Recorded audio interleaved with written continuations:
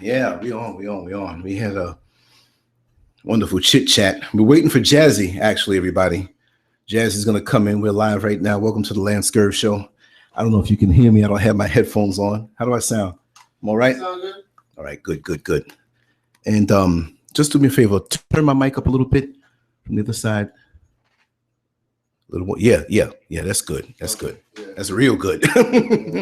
Yeah, you got me. So, we're all about having fun tonight. And this is another impromptu show that we threw together. We have the world's most dangerous Jamaican here. I told you he was going to come back. Yeah. You see, he followed through with it. Y'all are going to church waiting for somebody else to come back, but he came back. So, yeah, we're waiting for Jazzy to call. And she has a very interesting set of emotions that she wants to share with everybody. She's going to go in on some of our black brothers who are not doing the right thing. I can't be mad. We've crossed, we've dotted every I and crossed every T on so many other subjects.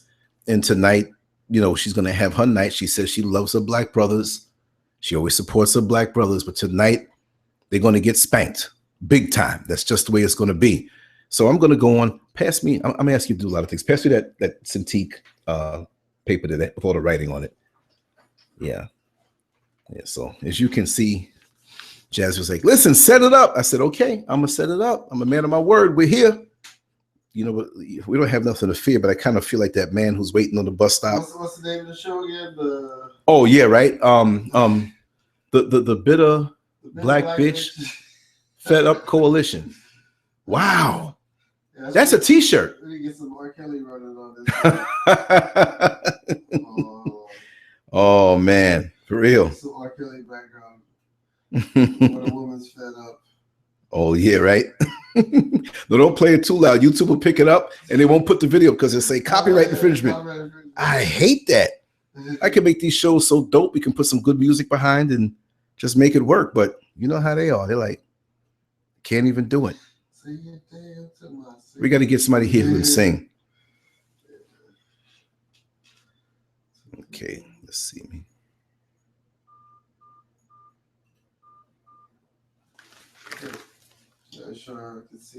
Please enter your PIN to join this conference. Okay.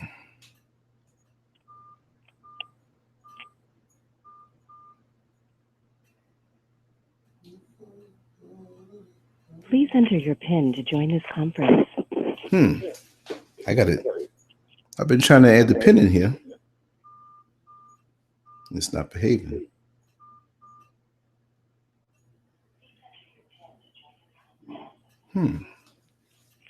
Here, hit on the pad 57623 really quick. 57623.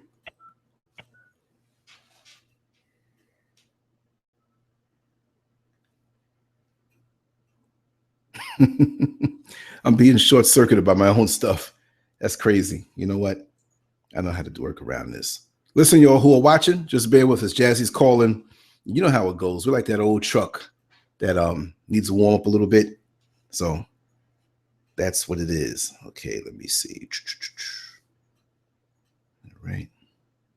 This is all okay. Let me see. Okay, let's see. Somebody's on chat already. Really? Yeah, Bryce. Bryce. Blackwell. Blackwell and Blackwood. Yeah. You know what? I'm going to end this call here and do it the right way. Okay. I'm going to call first from this phone. What's up, Bryce? Brother, you a trooper. I love how you're hanging in there with us. We got to shoot this link out, y'all. If y'all can put it out in the Lance Scurv show, talk show room, spread it on Google. The title alone is going to get people to call in. It's going to be phenomenal tonight. Trust me.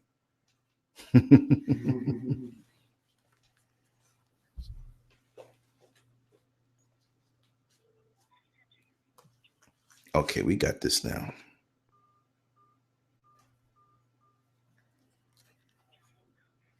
Good. Now, let me mute this. What's that? Jazzilla just checked in. Oh, it's on now. Jazzilla just checked in. Let me join these other lines over here. It's about to go down, y'all. It's about to go down.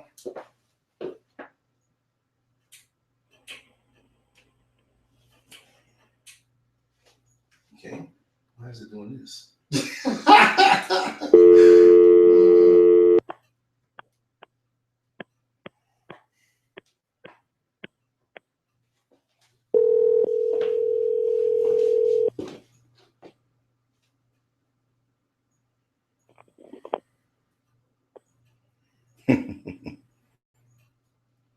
Come on, Jazzy, call me. Jazzy, call me on the cell phone. We want you loud and clear. I got everything joined up right now. And that way anybody who wants to call in and get down. You know, I feel like a light bulb over here unless I put my glasses on and raise them up. It's all this advertising space. I can make a few extra bucks, man. I got all this space over here. You know? You're not reflected that bad. Not like when I put some cocoa butter on the other day and went out in the sun. Yeah, let me. Oh, just call me on the cell phone, sweetheart. I'm gonna join you right on in. 407-924-8793. For everybody else, call 888-575-3769 with the passcode of PIN code of 57623. Yeah, I'm getting better. I know the passcode now. I could change it at any moment. You know what I mean? So we good. We good. Waiting for your call, baby. Waiting for you. Countdown to Jazzy. It's about to go down. Like a Las Vegas crackhead prostitute trying to make that quota. About to go down. Oh, wow. I got to shoot a message. Okay, here she is. Here she is. Live in living color. The Jazzilla. Jazzy. Lance, what's the number? You on the number, baby. You on the show. I hooked it up where you call this number. You already on. You're on right now, baby. Oh, I'm on. Yeah, you live and they can hear you. We fired everything up. So when we're gonna be like ushers in the church, and we're gonna be like the Fruit of Islam when Farrakhan speaking. We're just gonna stand here and get your back, even though you have a fiery message tonight. Y'all stand back. Y'all stand back. That's right. Y'all stand back and get out the way, Mark. Get out the way. I want to miss y'all. I don't want it to get y'all and hit y'all in the face. But this is a PSA. If I'm saying that right, this is a public motherfucking announcement. I need black bitches to squad up right now. I need the Bitter Bitch Black Bitch Coalition, ISIS sector to come on in, because we finna start stringing up niggas live and making YouTube videos out of them. I got pliers, we cutting balls and dicks off. I can't take it no motherfucking more. These niggas done disrespected my first lady. They putting a stanker dank raggedy ass white hoes up against my first lady, who stood there with elegance and grace. She was well spoken, she was educated, she was beautiful, she was in shape, she was everything that most of us are not. And if we don't have anybody else to represent us, we can always use her. Anytime a nigga come for us and try to disrespect us, we can say, bitch ass nigga, we got Michelle Obama. Who the fuck you got? We had her represent us. We got Oprah. We got Ayala running around here fixing motherfuckers' life. Who the fuck you got, nothing ass nigga? Okay? I'm not taking this motherfucking shit no more. I'm not taking your white bitch. I'm not taking your white stank. I'm not taking your white hoe. Something must be done about this. The black woman is the most disrespected woman and the most imitated bitch on the planet. Like I have said in about 9 gazillion shows before, you must label us rock and roll, because the white bitch has done the same thing to us that the white man did to the black man when rock and roll first started, because y'all do know that black people invented that. Just like black women have invented everything else. Even little black boys want to be us. Everybody want to be us. And then they don't give us a national motherfucking holiday. Oh, I'm done. I'm done. I say black bitches squad up, call in. Let's make this happen, okay? We got Kanye on YouTube making motherfucking videos talking about some His bitch is the baddest bitch, and Michelle Obama can't do what Kim Kardashian do. She can't take pictures like Kim Kardashian because the bitch naked on Instagram. She can't be what Kim Kardashian is. And my response to that is hell no, she can't be that because she would have to have been a hoe that was fucking since she was in her mama's womb to catch up with that hoe. Ain't no motherfucking way she can be that type of hoe. Who can be that type of hoe? Let me tell you something. I was a hoe in my past and I can't even catch up with this hoe. This hoe done fucked the NFL, the NBA, the Major Baseball, and what's the bum nigga league? She done fucked them niggas down in the D League, college, my daughter's basketball team, bitches, niggas, everybody. I don't give a fuck. Everybody, Ray, Pookie, Raheem, Tay, everybody. This bitch ain't shit to brag about.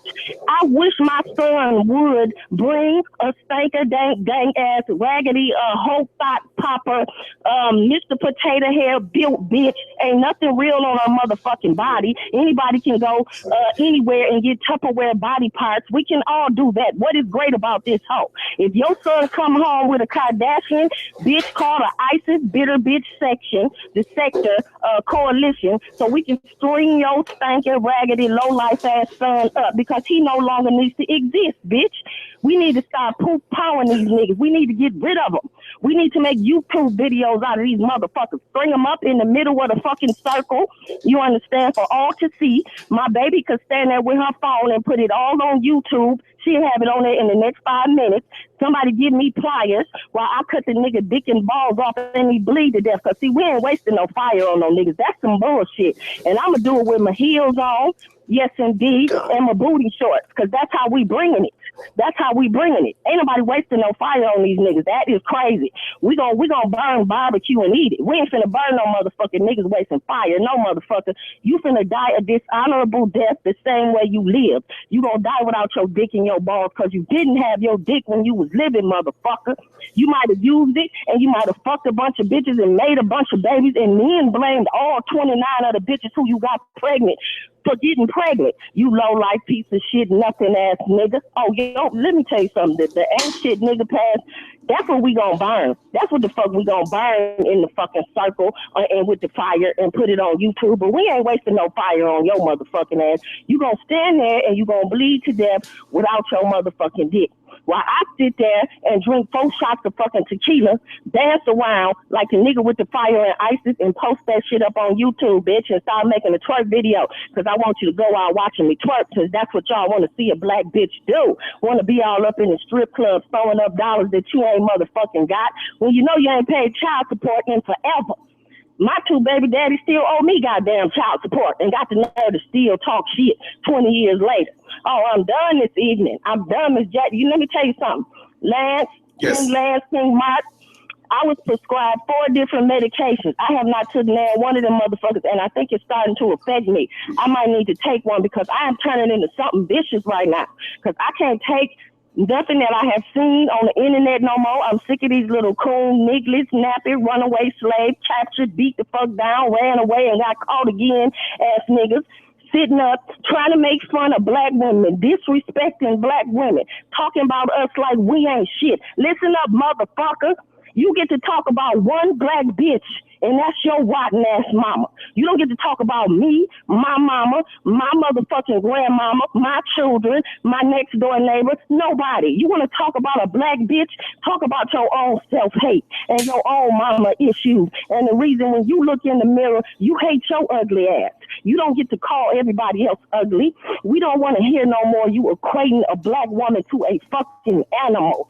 Every time I click on a YouTube video, it's a nigga talking about she a hyena, she a wildebeest, she a black beast, she a crow or something. Get the fuck, motherfucker. Let me tell you something.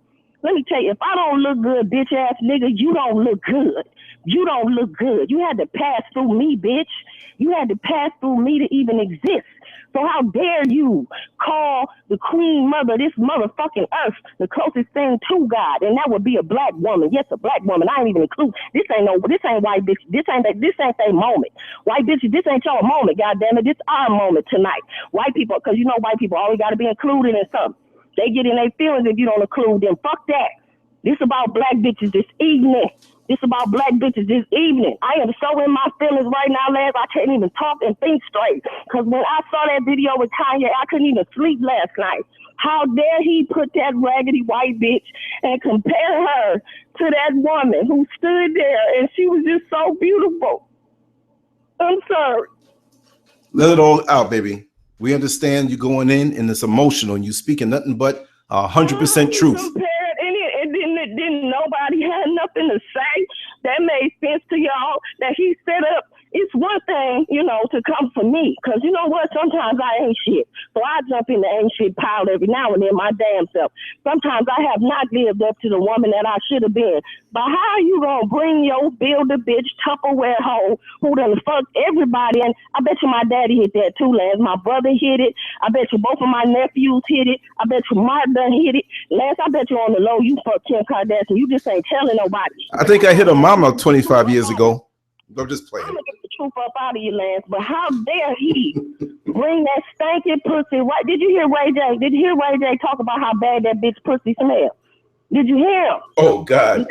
Did none of y'all hear? Oh, Ray J went in on this bitch. This was an old video that they dug up and found from when before anybody even knew who she was. So he didn't have no reason at that moment to lie on this bitch. Talking about how bad her pussy stank, how he had to keep going to the doctor to see what was wrong with her.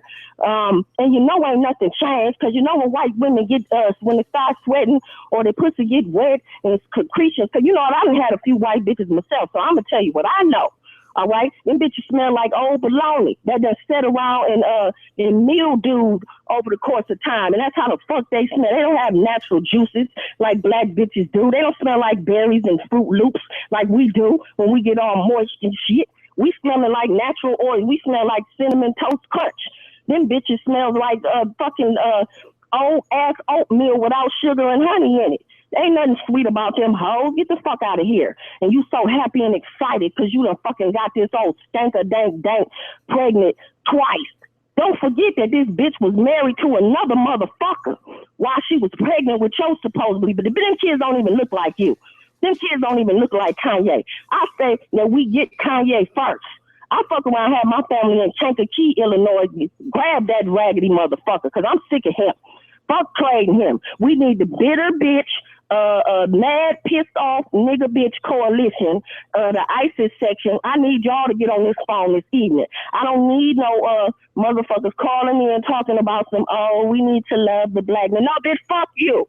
This ain't your moment. Because if you get on here, I'm telling you, it's free speech, ain't it, Lance? Yes, it is. Free speech ain't, I'm gonna be Jazzilla all calm down. Go all in. We love all parts of you. Speak your truth. So you call in and you start talking that uplifting bullshit. This ain't that show. This ain't that moment. I'll come back tomorrow and maybe uplift. But right now, this ain't that moment.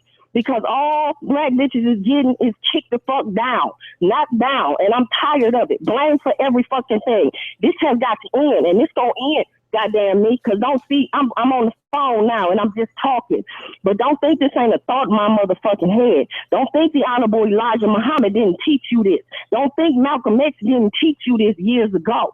He said if you want to be respected as a man, you have to respect your woman. You can't expect no other race to look at you and give you respect and honor you and treat you like a man when you're not even man enough to stand up and respect your woman, meaning us. You treating black women like they ain't shit. You allowing other races to treat us like we ain't shit. You got people going around here talking about us, and then your white bitch got a fake ass, fake hips, fake cheekbones, fake everything, sitting in the sun burning bacon. Bitch face pulled back like she Leatherface. Bitch look like a fucking Muppet, like Miss Piggy on the damn Muppets, and you parading this bitch around like you got a superstar. No Ice-T, you got a bum bitch. You got a bummy dummy. You got a whore. You got a stank hole, bitch. You ain't got no winner. No Kanye. You don't have a winner. You don't have no top notch. What fucking Barack Obama had is top notch. That's a winner. That's grade A right there. What you have is a bum. You have a dusty, dust mop, old used pussy, Simon Says pussy ass bitch. Everybody can take a turn and swab knob that hoe. I can hit that bitch if I want to. That bitch done fucked other niggas since she done been with you. She don't know how to be with one motherfucker. You only her first baby daddy, motherfucker. That bitch gonna be 52 still having babies. Her mama don't even know who all they daddies is. She just blamed it on one nigga because he was stupid. Because he was stupid. Just like you niggas. You niggas look retarded. You look retarded. You look like the slave motherfucking owner is like he's standing right there in your ear telling y'all this is how you got to think, son. And you just like, yes, sir, master. Yes, sir. Yes, sir. Fuck black bitches. I'm going to do whatever you tell me, master, sir. Good day, sir. And you just doing whatever he say. You thinking how he told you to think. He wasn't for real, dummy motherfucker. He didn't mean that shit he said. He wasn't for real. That's why he was fucking us. Did you know that he used to even allow his sons to fuck the black woman when the son reached adolescence? Did you know that, Lance? Because they said that the black women was good teachers. So they wanted us to teach their sons how to have sex and get prepared for their white woman. So they had to start fucking us when we were slaves. Did y'all know that? Brother Mark, Brother Lance, I don't hear y'all. Oh yeah, I know about it. No, you ain't know that fella with all the Willie Lynch stuff. Okay, so who we blame for these nigglets right now? Because Willie Lynch ain't even here no more. Exactly. So whose fault is it right now? Who these niggas listening to right now? Because somewhere they done all huddled up. These motherfuckers all fucking the same goddamn bitch. Arguing online over these motherfucking hoes. Like you can't get new hoes. Trust me, hoes is in abundance now. You can get a hoe quicker than you can get a loaf of bread right now. These motherfuckers you can go, they at Walmart on sale for $50. They $40, they half off right now. You go to Walmart right now, hoes hanging up over there in the hoe section, they half off. These hoes, they come in, they damn near free, and well, most of them is free. I had a dusty bitch texting me today some bullshit. Texting me. I'm like, bitch, you a hoe. Shouldn't you be making money? I didn't have time to text and shit when I was trying to get money. That's how I know you a bummy dusty. But that's the nature of these bitches. And these niggas are fucking collaborate and fight over these raggedy ragamuffins because of their own self-hate. And let me tell you something, niggas. Let me tell you something. You have a right to hate yourself. Because sometimes I hate myself. Okay? Not now, but in my past, I have got up and hated myself. And I'm going to explain later how I know it's self-hate. Because when you have self-hate, you start to disrespect another person to cover up the self-hate that you have for your own fucking self. Lance, do you remember when I would tell you about white tricks and I would say how, they make better tricks. Niggas ain't shit. They want to do this and they want to do that. Yeah, I remember. Oh, okay, that comes from my own self-hate, from being a whore. I could not bring myself to turn a trick with a black man because I cared what he thought. So instead of me being honest with my own self, like I am learning how to be right now, I would say certain things about black men and then allow the white man to sit up and talk shit about it. I didn't give a fuck as long as I was getting my money. I mean, I cared at the time that it was being said because I had to listen to it to get the money. But I just told myself, fuck niggas. I don't care. This white man paying me. He helping me. Fuck these niggas. And say shit out loud. That was because of my own self-hate. Because I was a whore. Because I didn't like who I was. And I didn't want to, I felt like a black man meant more than that to me. And I didn't want to see you as a trick. And nor did I want to grace a black man's presence as a whore. So see, most of y'all know y'all bitch ass niggas and ain't shit. Most of y'all know y'all ain't gonna never be shit. And y'all know that when you step in the presence of a black woman, none of us is going to respect that bullshit. I'm not gonna let you sleep on my couch for too long. Now I will support an ambitious man. You don't have to come to me with a lot of money, but bitch, you better have a plan. You better have some ambition. You better show me your goals. Show me your motherfucking timeline, bitch. Your whole, I don't give a fuck how you, I don't care if you write it down in a notebook. I don't care if you can't spell like me. I don't care what you can't do, but you better have a plan, and I need to see you taking steps towards it. Or Or your plan, maybe you just want to help me. Maybe you just, look, Janelle, I just want to take care of the house, cook, clean, take the baby to school, do whatever. I don't know what the fuck you gonna, but you gonna do something to make my life better, goddamn me. I don't need no motherfucker to sit on my couch and play PlayStation. I don't need no motherfucker to bring his baby mama, baby daddy, baby whoever the fuck he got problems, burdens on me, in my house, in my life. If you are a part of my problems, or if you are adding on to my problems and not a part of my solution, then the hell with you, motherfucker. But this blatant ass disrespect, this misogynist oppression that black men subject towards black women must stop. And for those of you who don't know what none of that I said, just me Google, goddamn it, like I did, okay? It has got to stop because I'm tired of it. I'm tired of it. Please don't make me, just like you hear me and I'm angry, don't make me round up the posse. Don't make me round up the posse. We be making YouTube videos for real because you know y'all some bitch ass niggas. It ain't gonna take many of us to fuck you up. You ain't shit. You can't fight. All you know how to do is get bitches pregnant and talk shit. You don't know how to do nothing else, nigga. You can't read or write. You can't spell. You can't look. I can't spell, so both of us can't spell. You can't even show me how to spell, motherfucker. What can you do? You didn't want to parade and pawn your fucking raggedy ass, dusty, dust mop ass, dusty pussy bitch off on us. She the type of bitch that just because I'm talking about the bitch, I'ma have trichomonia, the nasty woman disease, by the end of this motherfucking show. Cause that's how nasty that be. You can't tell me that bitch ain't. Cause when Ray J was talking about that bitch, that's what it sounded like. The bitch was walking around with that nasty woman's disease and didn't know she had it. That's how disgusting that bitch over there, squad of thought pockets. Even the little baby over there, Kendall Kylie, whatever that bitch name, it look like a fucking Muppet. A whole body full of plastic surgery. Chloe over there looking like a big old ugly horse. Look like, what's that motherfucker? He used to talk. That's who the fuck she look like with all her plastic surgery and still ain't cute. Bitch done lost a ton of weight and still ain't cute. Lamar Odom killed himself on purpose because he knew he did the wrong thing. But let me tell you how stupid niggas is. He knew he didn't want to marry that geezer looking bitch. He didn't want to marry that motherfucking hoe. But people were so much telling him on how stupid he was and how ugly that bitch was. He just wanted to go against the grain. And he didn't want everybody to be right. Because I know. Because that's what my stupid ass daughter do. So I done seen this whole train of thought. You can't tell a stupid motherfucker what's right. Because they gonna always try to go against that and prove you wrong. You can't tell a stupid motherfucker nothing. Just let him be a stupid motherfucker and learn it on his own. But he still gonna stick it out because he know, everybody was right all along. He know that bitch ain't shit. He know that bitch ain't shit. It was better for him to just check out.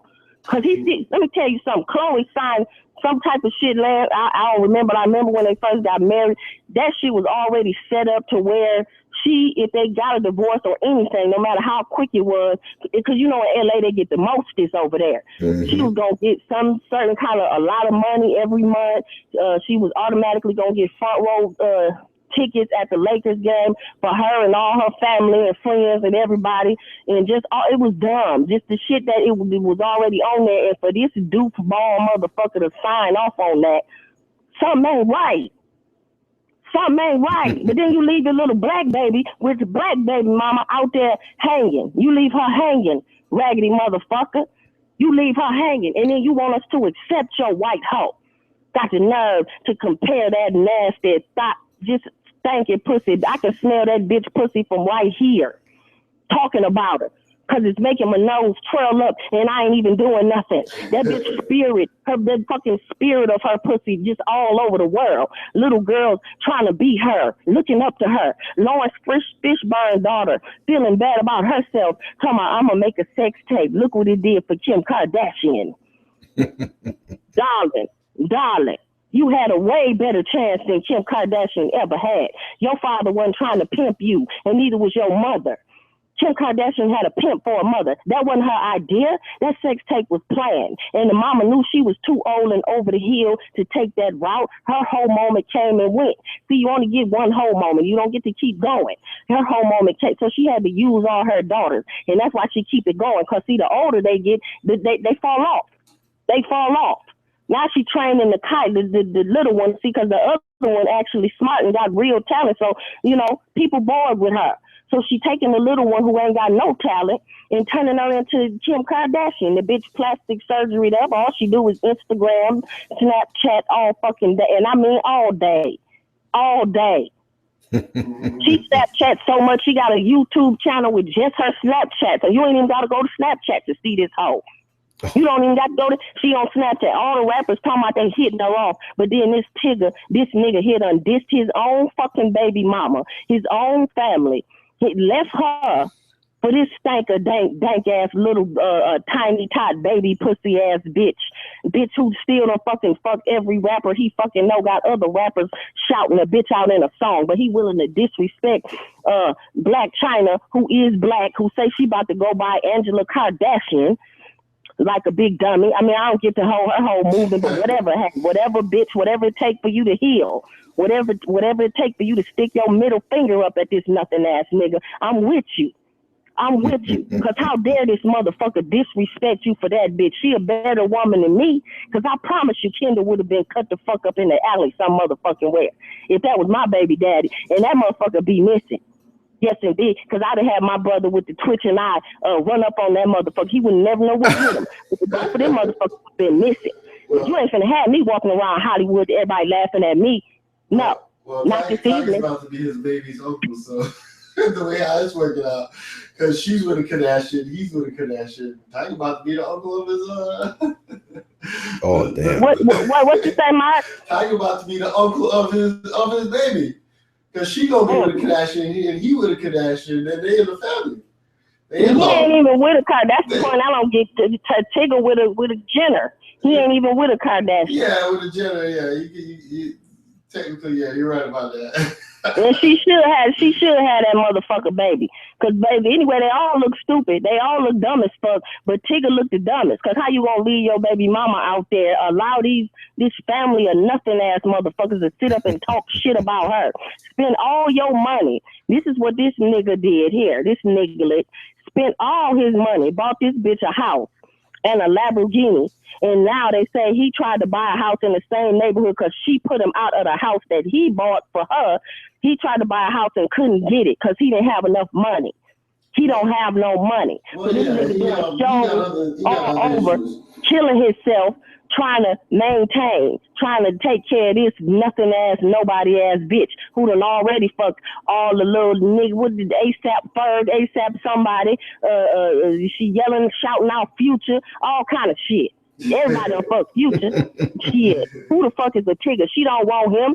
Bitch ass nigga, you was just her launching board. You was just her startup. You was just getting her ready for the league, nigga. She don't want you. Don't nobody want no little light skin, nothing, nobody ass nigga. If anything, she was fucking you with the hopes of getting a Little Wayne and Birdman, and then she was on her way. Y'all was just her launching pad. Springboard. Her springboard, exactly. Exactly. I am pissed off this evening. I am highly pissed off. I can't believe that, and did nobody feel no kind of way about that? We just gonna allow Kanye to fucking put this bitch over everybody? It's one thing to come for ain't shit bitches, but when you start imposing your stanky white, nasty trap house pussy white bitches upon greatness, I got a problem with that. Well, I got a pop. That's your self-hate. Don't include us in your ignorance, motherfucker. I would not be the butt of your joke. I would not be included in your ignorance because you sitting up there with a team of hoes like you done fucking married a scholar. You done married some kind of fucking A1. This bitch is a no. Ain't no fuck. Let one of my sons, I don't even have a son. Let my son come on with a bitch anywhere in that. And she come from a line of stank hoes. See, Miss Jazzy didn't come from no line of stank hoes. And I wasn't no stank hoe. I was a top-notch cross-country hoe.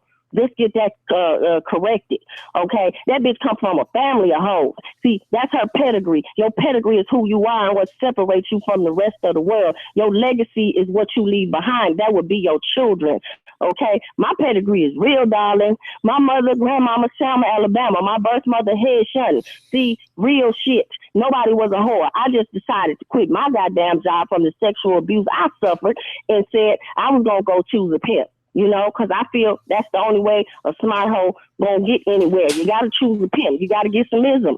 That's why she on top right now. Miss Jazzy on her way. She on top because she got that pimp of a mama over there. Because the mama knew she was too old and ugly to keep it going. So she had to pimp all her fucking raggedy ass children, and not to stay on them because I'm pissed at all you niggas. But Kanye just the one who set it off for me. He triggered my PSTD. I'm saying it right. My post-traumatic stress syndrome. He triggered the shit because for the last 2 days I've been sitting up here like, this shit is crazy. Mm-hmm. That's not crazy, Lance. It's crazy. Well, makes no sense. I'll say this. Kanye is making himself more irrelevant and more relevant because he be saying some shit. Ain't nobody taking Kanye serious no more. A little closer to the mic. A lot of people do take that. So you know what? And I ain't gonna not for nothing. I had a few women like, don't give Kanye credit like he's supposed to say something that makes sense. I mean, like people. They saying like the nigga's stupid. You can't take that shit. But he ain't stupid. A lot of niggas feel this way. A lot of niggas will put that bitch on a pedestal and try to take down greatness for that bitch. A lot of niggas will do that. A lot of niggas will parade. When you see niggas, it ain't that black women we jealous. Ain't nobody jealous. Why the fuck are we jealous of a bitch that aged in dog years? Why would we be jealous of that? And she smell like bologna when she wet. And we know she don't use salt on her motherfucking food. So why would we be at any time in our life be jealous of that? When life don't really start for a black bitch until she turns 40. You Hefner he said it better than anybody. I don't want a white bitch after she turned 23. That must hurt. That must hurt. I guarantee you I can still jump on you Hefner if I wanted to at 42. Get the fuck out of here. We ain't jealous. We just have better we look at men, black men, and have more higher expectations for you than what you got of yourself. So when you strolling through the fucking mall or through Target with a fat, ugly white bitch, we confused.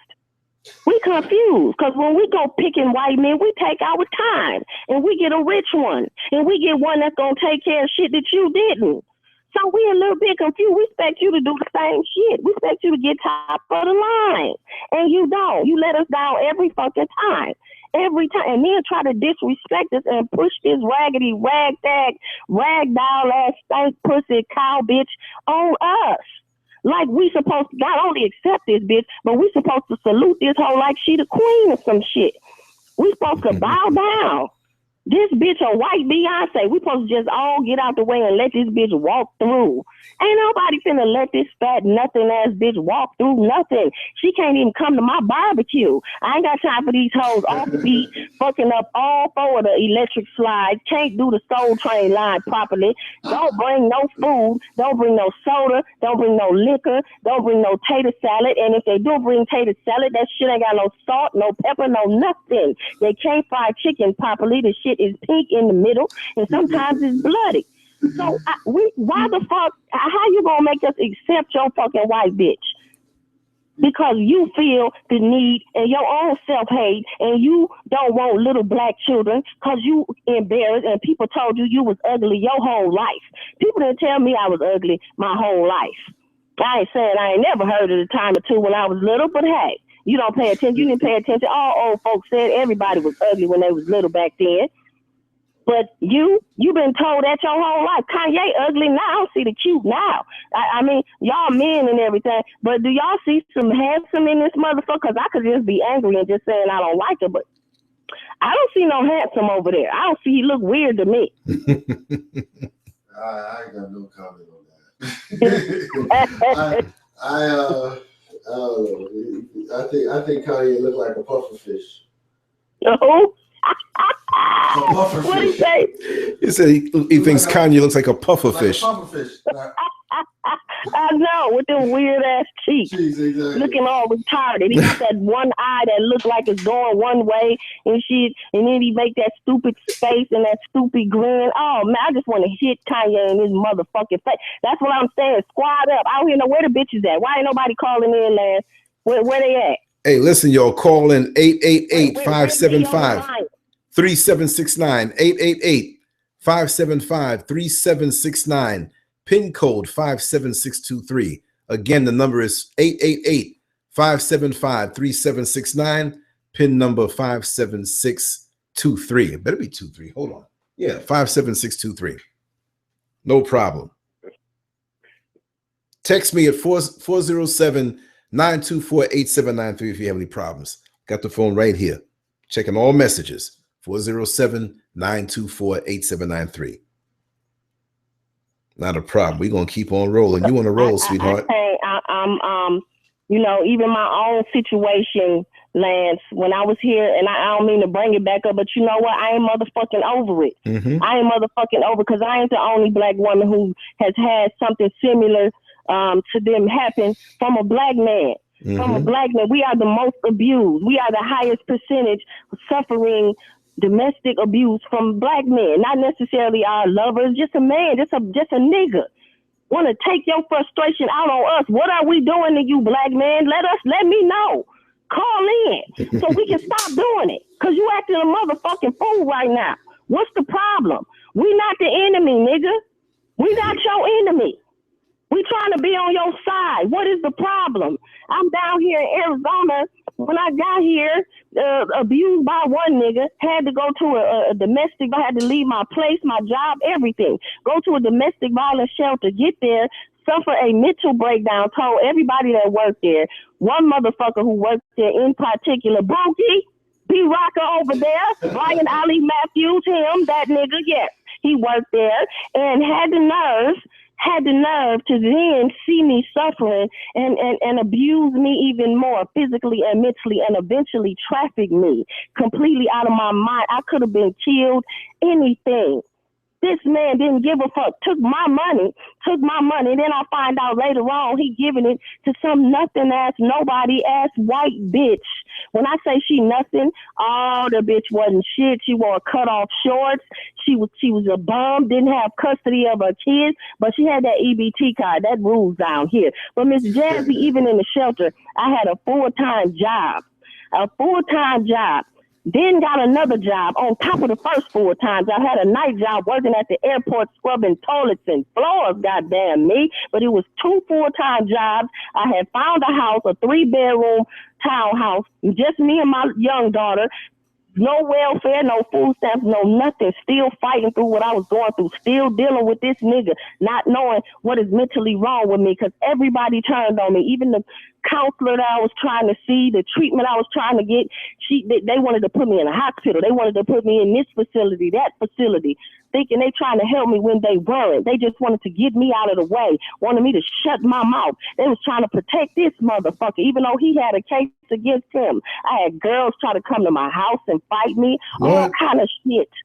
All kind of shit. Of course, them hoes didn't do nothing. They thought they was just doing a walkthrough. It was their practice session when they came over, because I sure enough opened the door. My Jamaican nigga was in my house. That's why, let me tell you something, that's why you're supposed to knock on the door when you're doing a home invasion. You're just supposed to kick the door down. You don't give nobody a chance. But anyway, neither here nor there. This is what this black man did to me.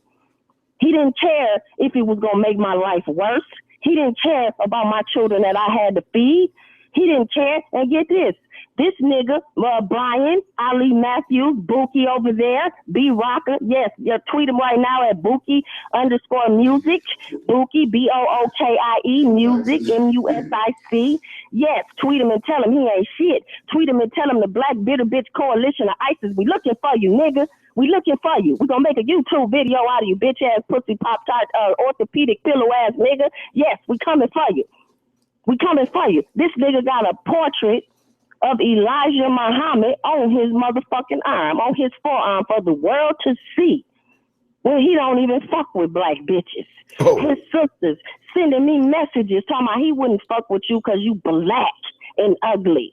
When these bitches look like some light-skinned leftover swap meat ass bitches that did nobody want and just left them there. Bitches got overbites and rectangle ass eyebrows. One of them looked like Homie the fucking clown. Makeup going this way, that way. She don't know how to fuck. Bitch wear clown makeup. They both fat. They only in their early 20s. They fat, look 45, and they both of them look 9 months pregnant. The bitch on fucking YouTube making videos praising a food stamp card. Talking about I'm getting food stamps. And they like, yeah, we eating over here. Thanks, government. Go to the video. You think I'm lying. Did you see the video, Lance? Nah, I didn't look at it yet.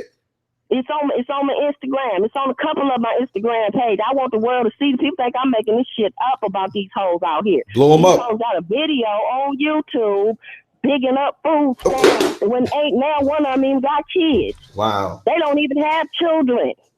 These young girls, what state is that? Who does that? Who gives out food stamp cards to 20-year-old healthy bitches that can go get a job? They fuck all day. The bitch always posting videos talking about some her titties and how she fuck and good dick can clear a common cold, which I ain't never heard that. I ain't know dick could clear up a cold, Lance. I didn't know that. But I have to keep that into consideration. But these bitches on YouTube making videos talking about food stamps. And hey, thank you, government. Thank you, government. We eating over here. Got the babies in the video with them. Bookie, B-Rocker, got your kids in the video with them while they popping their pussy. And then one of them was even talking about the little boy dick. Talking about the little boy dick. Talking about you showing your dick on camera. You take his pants down, let him show it again. The little baby. Oh, no. The little baby. Putting them out on Front Street like a pedophile treat. Huh? Putting them on Front Street like a pedophile treat. Yes, he a little baby with her big grown fat ass. She need to get locked up. So what is that teaching the kids? That's why it's a town full of ain't shit motherfuckers. You already raising the babies up to think it's okay to beg. It's okay to beg B-Rocker, Bookie, Brian Ali Matthews, Bookie Music over there, who want to take my money, give it to a white bitch, but then your little black baby had to beg strangers, had to go on GoDaddy.com and beg. The mama had to beg so the baby could get to Florida, Lance, just to get a plane ticket, just to get there and get on the plane because the little boy run track, and I guess he real good and talented and everything and couldn't get there, so she had to go on GoDaddy.com. But this motherfucker, 40-year-old, nothing of a rapper with his white bitch over there. They couldn't come up with money to get the baby on a plane to get to Florida to get to his track meet. You bummy gummy ass nigga over there, Brian Ali Matthews, born December 18th, 1979, over there at 1917 19th Avenue and Glendale Avenue. Go get him. Somebody throw allegedly throw a bomb in there. Do something. I don't know. Drag him over here. Let me see him. We need the Bitter Black Bitch Coalition. Where y'all at? Call in. Or am I the only bitter bitch? Fuck that. I can speak for all of us. I can speak for all of us. I got enough bitter shit to go around for everybody. I just speak for all of y'all, for real. But this is what this nigga did to me. I didn't deserve that. I never did anything to him. What is wrong with you niggas? And then over time, this nigga still, to this day, still will send me an email disrespecting me, telling me I ain't shit. Bitch, you a joke. Telling me I'm a joke. Telling me I'm a this, I'm a that. Bitch, fuck you. Bitch, this, bitch, that. And this nigga ain't even sorry for the shit he did. When all I did was go to a shelter to get help for what I was going through with another nigga. How dare these niggas? How dare you? How dare you? How dare you? I'm confused, Lance. I'm confused at this. I don't understand what to do. I don't know how to take it no more. I was emotional for the last 2 days. Even though I tried to be a little funny about the shit yesterday, I couldn't even get my funny out because my feelings was really hurt. Because I couldn't believe that shit I heard Kanye say out his stupid. I mean, now we have all heard this nigga speak out of turn before and disrespect before, but I have never. Y'all have to see. Lance, you got to put this video on your channel, something so everybody can see how stupid this nigga. Or do you think they already know that? Maybe I just no. We're gonna refresh their memory, but we're gonna also they know it, but we're gonna refresh their memory. Trust me, it's our duty to do so. Yeah, Kanye really stepped in this one. He's gonna get. Did you see the video? I didn't actually see it, but I read a couple articles about it, and yeah, he's going. That backlash is gonna be crazy on him. Kanye gonna get banned from everything. Trust me. Then gonna say ain't nobody ain't nobody thinking about Michelle and Barack. Nobody ain't wondering what they wearing. Everybody want to know what him and his bitch wearing, what they doing. We want to know what y'all wearing because y'all look stupid. Yeah, but the last few days, Kim Kardashian was walking around with a fluffy coat on looking like Mr. Snuffleupagus and Big Bird. She dressed the baby up like Big Bird Jr. Who the fuck? Don't nobody want to wear that ugly shit y'all be having on. Both of y'all look stupid. Like goofy and troopy and shit. There ain't nothing fly about that shit, Kanye. Get the fuck out of here with all them ugly clothes you came out with. I can't feel no way about what Kanye did. You know why I can't feel no way about it? Because think about it. If you listen to what he says, he's saying that the world of fashion and the world of gossip is more important than running the free world, more important than Barack Obama and the First Lady Michelle Obama, and it's just ignorant. There's no you can't take him serious from that. I mean, I can take it serious, Mark, because he keeps put down a gracious queen of a black woman for this white stanky ass rotten pussy bitch. He did what black men have been doing for a long time now, and to me, that is hello. No, yeah, we're here. Yeah, to me, that's just the icing on the fucking cake for me. I feel you, but I can't really feel no way because the way how I see it is sometimes you gotta, when somebody don't know any better, you just gotta kind of charge it to the game, forget about it. Like you just get that's what you gotta do, because you know what, it's just gonna infuriate you. There's no way. There's no way he can be justified with what he said, and that's stupidity. He's gonna feel the backlash. That's easy for you. That's easy for you because you a man. When you on the end of the butt of the abuse and the put down and being compared to a animal as all black men are doing right now, saying that the white woman is heaven, Tommy Sotomayor. The white woman is heaven. The white woman is everything. The white woman. Don't nobody want to be with a black wildebeest, this hair-hatted hooligan. Don't nobody want to be with no hair-hatted hooligan. This bitch-ass nigga worried about a bitch with hair weave. What real nigga gives a fuck how a bitch got her hair as long as she look good? What nigga gives a fuck about that? And since when do a hairstyle define what a person has in their soul? Because I'm going to be on the front line with a pretty ass weave in my head. So I don't know what the fuck you talking. Tommy Sotomayor ain't even going to be there. He ain't even going to be there. This nigga rides the backs of black women, steps on black women so he can make $1.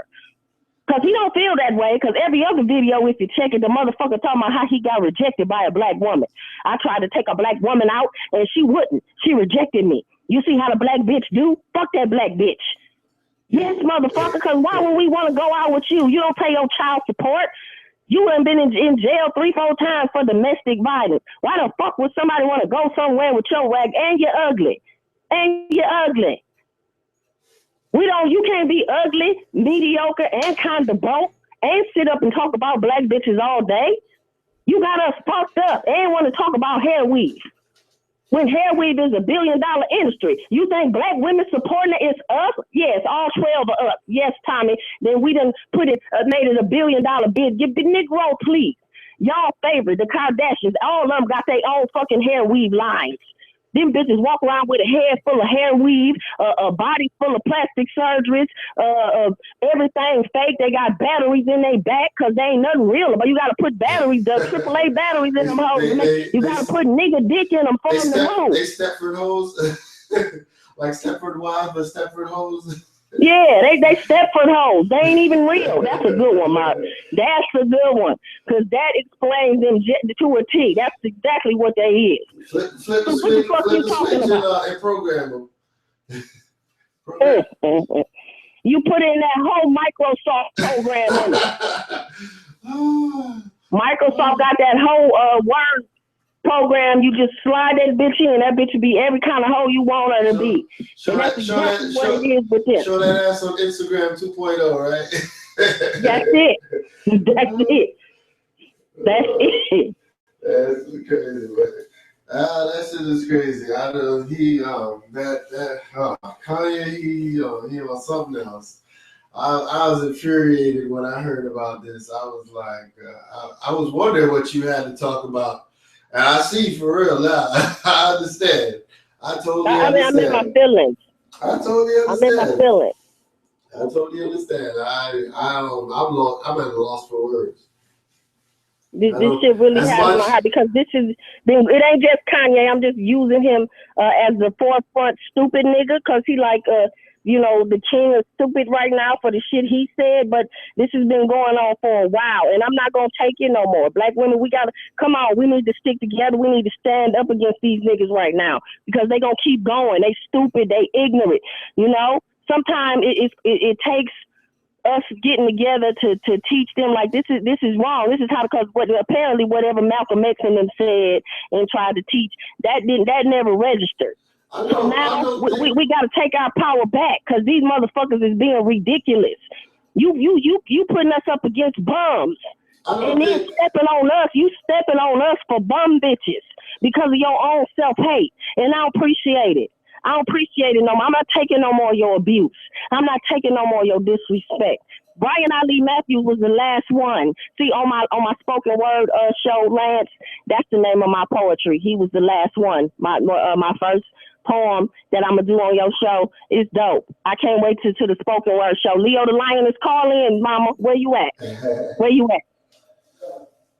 Well, I don't know what to say.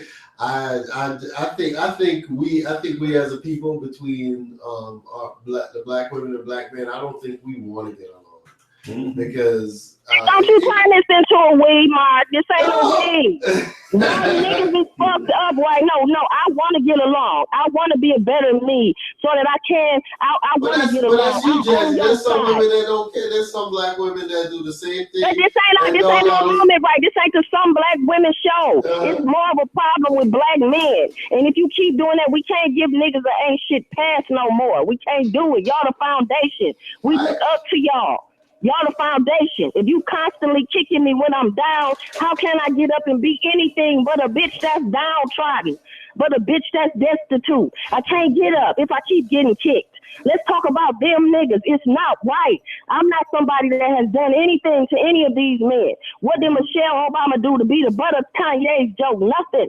But this is the normal attitude right now. And this ain't even about, one bitch to another. This about you trying to force your white bitch on me. And a piece of shit white bitch. It ain't like you came with a top notch. Yeah. That's what I'm talking about. I'm not saying this is not directed towards all men. I'm not talking about you, Mark. You doing what you have to do. Lance, you definitely know I'm not talking about you because you are a one in a million, one or maybe four in my life that have been there every time I asked you. Oh, you sweet, baby. And I thank you for that. You are a king indeed. And your wife is a queen, and I respect and love you both. Okay, so you know I'm definitely not talking about you, but you also know what I'm talking about right now. This is a serious problem. If niggas don't care about their own women and their own race and can't look in the mirror and love themselves, these the niggas we got. This what we got to work with right now. This ain't the time for niggas to be self-hating coons. This ain't the time right now. This ain't the time to be making YouTube videos talking about fucking hair week. This ain't the time for that. Who the fuck give a fuck about that, nigga? This ain't the time for that shit. Stop pointing the finger at black women. We ain't gonna blame us for every motherfucking thing. We the most disrespected bitch on the planet, the most imitated on the planet. When I'ma get my holiday, nigga? Fuck a black girl's rock and roll. I want a holiday. I want a street named after me. I want a town named Black Bitch. A city named Black Bitch. A state named Black Bitch. Somebody need to sing the Black Bitch Star Spangled Banner. Get the fuck out of here. I'm tired of being disrespected when I ain't done shit. Niggas want to put us all in a group. Talking about he got the baddest bitch. How is she the baddest bitch? What? Anybody can go to the store and buy their bag. Anybody can go to the store and do that. But where some of y'all can't, because Chloe done proved that you kind of can't. Ugly is just ugly. It's just not for some of y'all. Yeah, ain't no hope for Chloe. They can do whatever the hell they can put whatever they want on her. They put lipstick on a gorilla for Chloe. Oh, Jazz, you getting some love from 513. 513 said you're awesome. 513. Big shout out. 513. Also, let me just interject and say 407-924-8793. Text me on the cell phone right here. I'm checking out all the texts coming in. If you want to call in, call 888-575-3769. PIN code 57623. I know that's a little bit fast, but if you need to have it repeated, just go to the chat room. Brother Mark, the most dangerous Jamaican, he's manning the chat room. I'm taking the text, and Jazzy's putting down the truth. And yes, this is some damn good work, Jazzy. You're beautiful. We love you, and continue on. And if you just came in on the call on the 888 line, just mute your phone so we can continue on, and we'll open up the lines a little while. But Jazzy got to get this out. Mark, you look so cute right now. You done took my mind. I ain't even mad no more. You look so cute. Yes, you do. Blow a kiss at me, Daddy. Mwah. Mwah, Jazzy. Hot damn it. Lance, you lucky. Give him a kiss on the cheek for me. Well, this ain't gonna happen. I'll kiss my wife and she'll blow the kiss to you. You know, okay. We love each other as brothers, but there's no homo here. Yeah. No slight to the LGB followers out here. You know. What's the LGB, Lance? The LGBT community out here. No slight to y'all, because I know y'all listen to. We got some fans out there. You know what I mean? There's a couple of females in the LGBT community that back in the day gave me some really great memories with their open-mindedness to connect on a very sensuous level and bring me higher, to make me know what certain things were like. Threesome. Anyway, we're gonna have some fun. So Jazzy, come on, talk to us now. Talk to us about these dudes who make these videos bashing the black women, and just tell us that hope, man. Nobody puts it down like you. That's why when Jazzilla calls and says we're doing a show, I could be going toward a vacation, hotel paid, everything taken care of. I'm turning that car around and I'm coming right here and firing up. And that's what we did tonight. Impromptu classic. This is going to be played. I'm tired. I'm tired, Lance. Jazzy motherfucking tired. Jazzy, give me liberty or give me death. You gave your speech. That's right. And I'm tired of being tired. And shout out to Star over there from Shot 97. Listen, my nigga, you got to stop supporting. I mean, you don't have to do anything.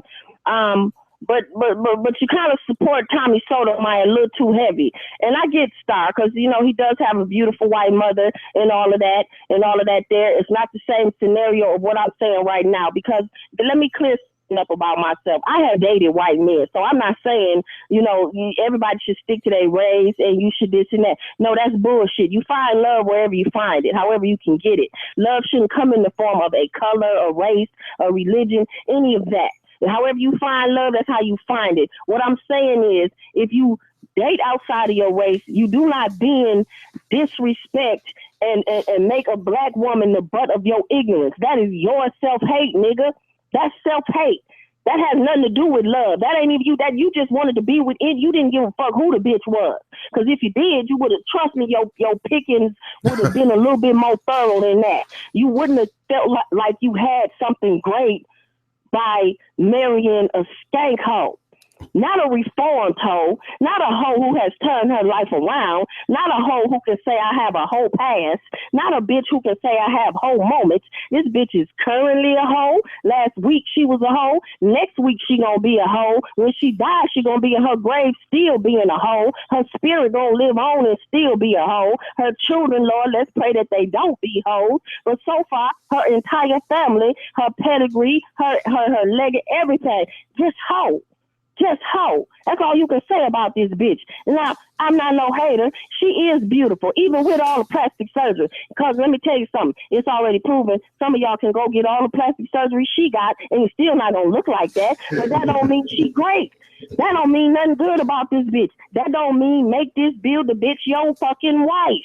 You supposed to do with her what every other person with sense do with her. You put her in a video and you fuck her and you push her on to the side. Let's big up Reggie Bush for doing what he was supposed to do. Fucking that bitch a few times and getting rid of her. Let's big up, see, the only one that had sense in the whole thing was the one white, what was his name? He was a basketball player, Lance. He married that bitch and treated her like shit. Treated her like shit. He was the only one that did the shit right. Oh, I mean, you don't fucking disrespect another race to big up and make sense of who you with. just because they're from another race. That's the same. That's like reverse racism. That's no different than a white man putting colored over here or niggas only in a nigga sign, nigga bathroom, or some shit like that because of the color of somebody's skin. That's no different than that. That is a white man in his own ignorance, making us the butt of his joke because he ignorant, because he feels inferior, because he don't love himself. So you want to treat me like shit. You want to throw your abuse and your hate at me when I have done nothing to you. Nothing to you. Michelle Obama ain't did a damn thing to Kanye. Nothing. That woman stood up there with all her glory. People can say some like Barack, some don't. You know, and you can say that, but can't nobody say nothing bad about that woman. I ain't seen a better first lady. Not that I paid attention to any of them, because to tell you the truth, I can't even name who the one that was before her. The only one I know is Hillary Clinton, and that's only because she's running right now. And I remember she ran last year. I'll tell you who they would probably compare her to, and that's Jackie Onassis. Yeah, I heard somebody say that, and to me they don't even compare. You know, Jackie Onassis was a sweetheart of the nation, and then you got to realize now, just the fact of Michelle Obama being black, there's a good portion of the population that's not even going to even consider her in the running. So that you know how that goes. That split. Yeah, but why should that come from a black man though? I'm cool with white people saying whatever they want to say. They've been doing that since before. I mean, that's what caused that's why we were slaves. So I don't expect them to feel any other way. They feel how they want to feel. But why do we have to suffer this abuse coming from a nigga? When in my mind, if you ask Jazzilla what's in the history book, we was only slaves because of niggas. I'm sorry, we were slaves because of niggas. So I feel like the only victims were black women and children. I think you giving Kanye too much credit today. You taking him too serious. I don't care how famous he is. You taking him too serious. I'm done for But he just the poster child for this topic. It ain't just about. I just gave you what happened to me. He's the poster child for dumb niggas. I'm talking about a whole generation of this type of nigga, of this type of coon. Not just him. Yeah, I dealt with my own coon. I was down on my knees begging for help, and this man saw me have a mental breakdown. I have been sick since diagnosed and everything and needed help. And I went to a place thinking I was going to get help. He worked at the shelter there to help me, and he decides to abuse me and traffic me and made fun of me. Had his white bitch calling, playing on my phone, calling me black and all kind of shit. Giving my money to this white, stanky, ugly, dog-faced bitch. Got her disrespecting me, all kind of. This is the type of shit that is going on. It ain't just about Kanye. It's just that he just the king coon right now. He just the king, but it's a whole nation of these motherfuckers walking around. So how you think as a black woman, how's that? It is affecting us beyond. It's not like they just talking. It's not like they just talking. We ain't dying. These motherfuckers want to say we dying from this and we dying from niggas killing us. We dying from abuse. We dying from niggas going to jail, fucking other niggas coming out, not giving a fuck and giving us they disease, they deceit, and they lies. We dying from all it, and then we being blamed for everything. A nigga can get 59 bitches pregnant, and then a nigga turn around and say, well, you know he wasn't shit. What the fuck? Look at all 59 of them stupid ass bitches. But he ain't stupid. He just get an ain't shit nigga pass like that when he the foundation. What did he do besides leave 59 women to be single mothers and try to raise kids on her own and then leave kids with half a fighting ass chance because they didn't see a father around? And we got to be responsible for that. I ain't responsible for now one of my baby fathers. You know why? Because I wasn't shit when I got pregnant neither. So where my ain't shit bitch pass? But one thing I did that they didn't, the minute I gave birth, I decided to take care of my motherfucking kids by any means necessary. Don't they supposed to do that too? I accepted all the fucking shit thrown at me. Every time anything went wrong, everybody looked at me. I get it, because I am their mother, and I'm gonna take that responsibility on and do whatever I have to do to be a better mother and a better woman and a better everything for my children.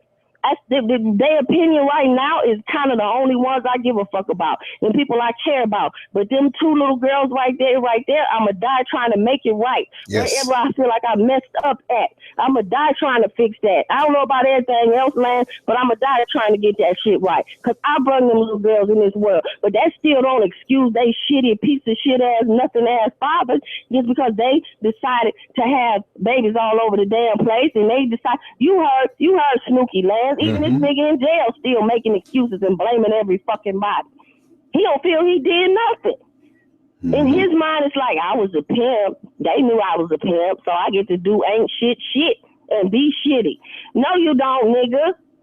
You don't get to do that. You ain't even the only pimp I was around. So I done been around other pimps. Not saying that pimping is immoral, and not trying to say it's right or any of that. But I have been around one that never hit me. Never talked down to me. The nigga read books all day and tried to make me read every day, all day with him over there, pimping King, hi, sweetheart. So that not everybody is a shitty nigga. That's something already deep rooted in you. You started off a shitty nigga. You didn't want to blame everybody else. Shitty nigga DNA. Well, you know what? I don't even know if that's in his because I never met his daddy. I don't think he ever met that No. I said shitty nigga DNA. Oh, and then he telling you that he didn't see men coming in and out. Last, but his mama got about 8, 9 kids, and all of them had different daddies. And this was back, she an old lady, so she had babies back in the in a time where bitches didn't have different baby daddies and still be respected. That wasn't okay back then. And then she came from the South. So that certainly wasn't okay in no parts of the South. No parts. My auntie, my grandmama sent my aunt up to Detroit to the school for girls just to have a baby. And then my grandmama adopted the baby and raised the baby like it was her. And they never spoke about it again.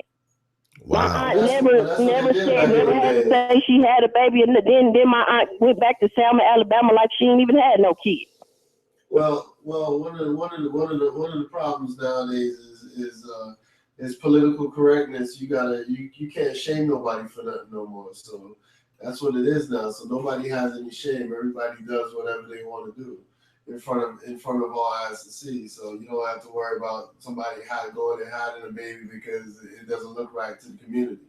It doesn't work like that anymore. It's like now anything goes. That's not true. Anything can't go. You supposed to have a certain amount of respect for the people who was here before us and who did things so that we could be somewhat free and make our own choices and do what we have to do. I'm ashamed of certain shit I've done, and I'm always apologize for it to strangers, to anybody who I feel I need to, because I shouldn't. Just because I went through certain things and didn't know how to deal with it and couldn't figure it out, that didn't give me a right to go and belittle myself and my life and my children. I could have been killed and died a fool's death. I could have left my children behind with nothing other than my mama died a whore. Do you understand? So you do owe people an apology. You do owe the people in society you have to fix it and make it right as a woman, as a human being. That is disgusting, and that's a disgusting attitude to have. I totally agree with you.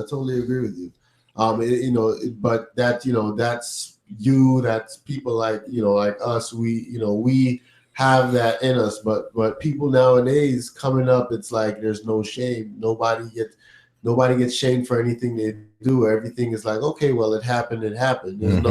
There's no taking responsibility for the wrong decisions that they've done and no apologize. It's like, okay, I did this, so what? It doesn't matter. I'm just gonna go on and like nothing happened.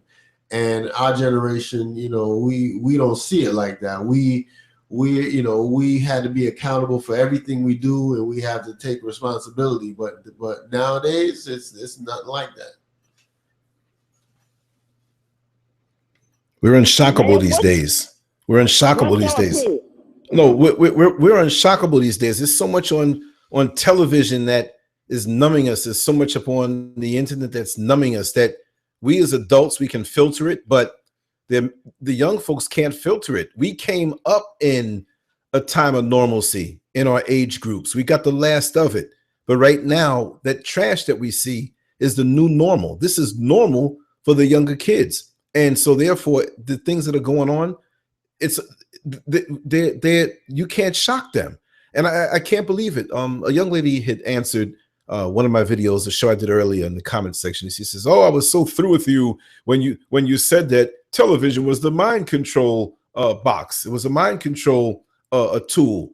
And I'm like, she says, "Well, it's only entertainment." And see, that's the problem with us, because we think because something is sugar coated and glossy and has a good jingle to it and played over and over again and sinks into the depths of our subconscious mind, that, oh, it's just entertainment and it's not going to bring us any harm at all. For those of us who have some sense and a foundation of sense, it's entertainment. But for those kids who have no parents or guardian or home or community to undergird them in their thinking, well, it's more than entertainment. That's the role model. That's the new normal. That's their reference of the world. So exactly. All they know about the world is what they see on TV. Exactly. And that's when it becomes a problem. When you don't have no other role models or no other people to direct you, and all you see on TV is one thing. That's all you're gonna know, and that's how you're gonna frame the rest of the world. When you go out into the world and you see you see a background that you see on TV.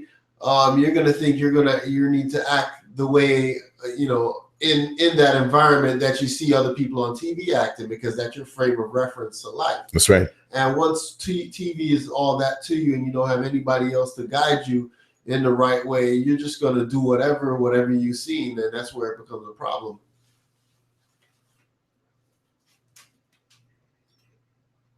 Hello? Deep thoughts. We had to digest that one for a while. When Mark speaks, the world listens. They said you sound a little far away, Mark. I don't know if it twists the mic a little bit. I think maybe the mic's a little low. Yeah, let me go turn it up for you. Yeah. Y'all hear me? Oh, we hear you loud and clear. Just want to give a shout out to Blicker for retweeting the show. And I know you're watching, brother. We got to get together. We got to do that interview with you.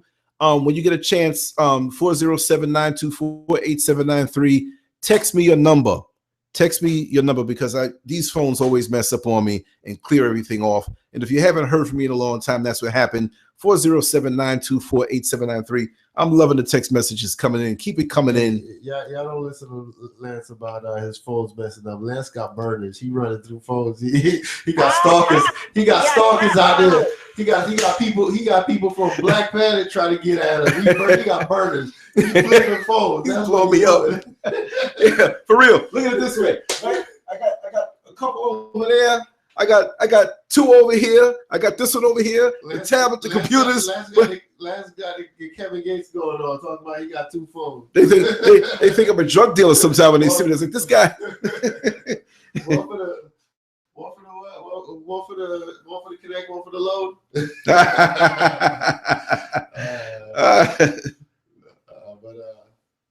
But yeah, Lance got groupies, man. Lance running burners. He flipping phones. That's what it is. His phones get messed up. Wow, that's the reality of it, y'all. I come clean. I got somebody in the comment section calling me an ugly hoe, baby. Miss Jazzy ain't never been ugly, sweetheart. You see what I'm saying? See, you got black. Listen, we ain't gonna have that this evening. Show your face, nigga. Call in and call me that on the show. Call me that on the show. Let's meet up so I can make you the victim of my first YouTube video as I cut your balls off with pliers, bitch ass nigga. 888. Picture on your fucking shit. 575. Let's make this show real interested. 3769. Real interested. Let's go. Call in. 57623. That's right. That's right. Show your face. Let's hear your voice. Let's start opening up some of these lines, Jazzy, so people can vibe with you. Hold on one second. Let's see. You don't have to answer if I call out your area code, but I'm going to open it up. Why ain't none of these motherfuckers got pictures in it talking about black women are envious white women? What the fuck we envious of bitches who age in dog years? These hoes age backwards. Why would we be envious of that, motherfucker? When we get to our 50s and 60s and still look 20. Why are we jealous? See, it's over for these bitches, the white bitches got a lifespan as far as looks until they're about 23 years old. Then they wrinkled and have to go get plastic surgery, bitch. Why the fuck would we be jealous of motherfuckers who went to the Build-A-Bear in the Thought Bear section and got body parts? Why would we be jealous of that? A squad of Tupperware bitches, everything fake. I'm 42 with everything real right now. I even got my real hair in, Lance. I'm rolling around with my real hair and still beautiful. So why the fuck would we be jealous of that? These bitches wrinkled by the time they 12 years old. They smell like old dog, dog that done fucking died and sat around and fucking and collard green shit. Why the fuck would we be jealous of that? Ain't nobody jealous of no mud ducks. Don't nobody want them hoes. Only people that want them bitches is some self-hating coons. Real niggas don't want them bitches. You, bitch. Niggas who rolling around in the timeline leaving comments without pictures and shit. Get the fuck off the fucking comment. Call in, you got something to say. Don't nobody respect that shit. Put up a picture of me, goddammit. It ain't nothing ugly. I ain't never been ugly. I seen you a baby picture, bitch. I was born addicted to heroin and still came out beautiful. You got me fucked up. You got me fucked up. Let me see your ugly ass since you so fucking fine and you want to judge somebody. See, that's the shit I'm talking about. Preach. Get the fuck out of here.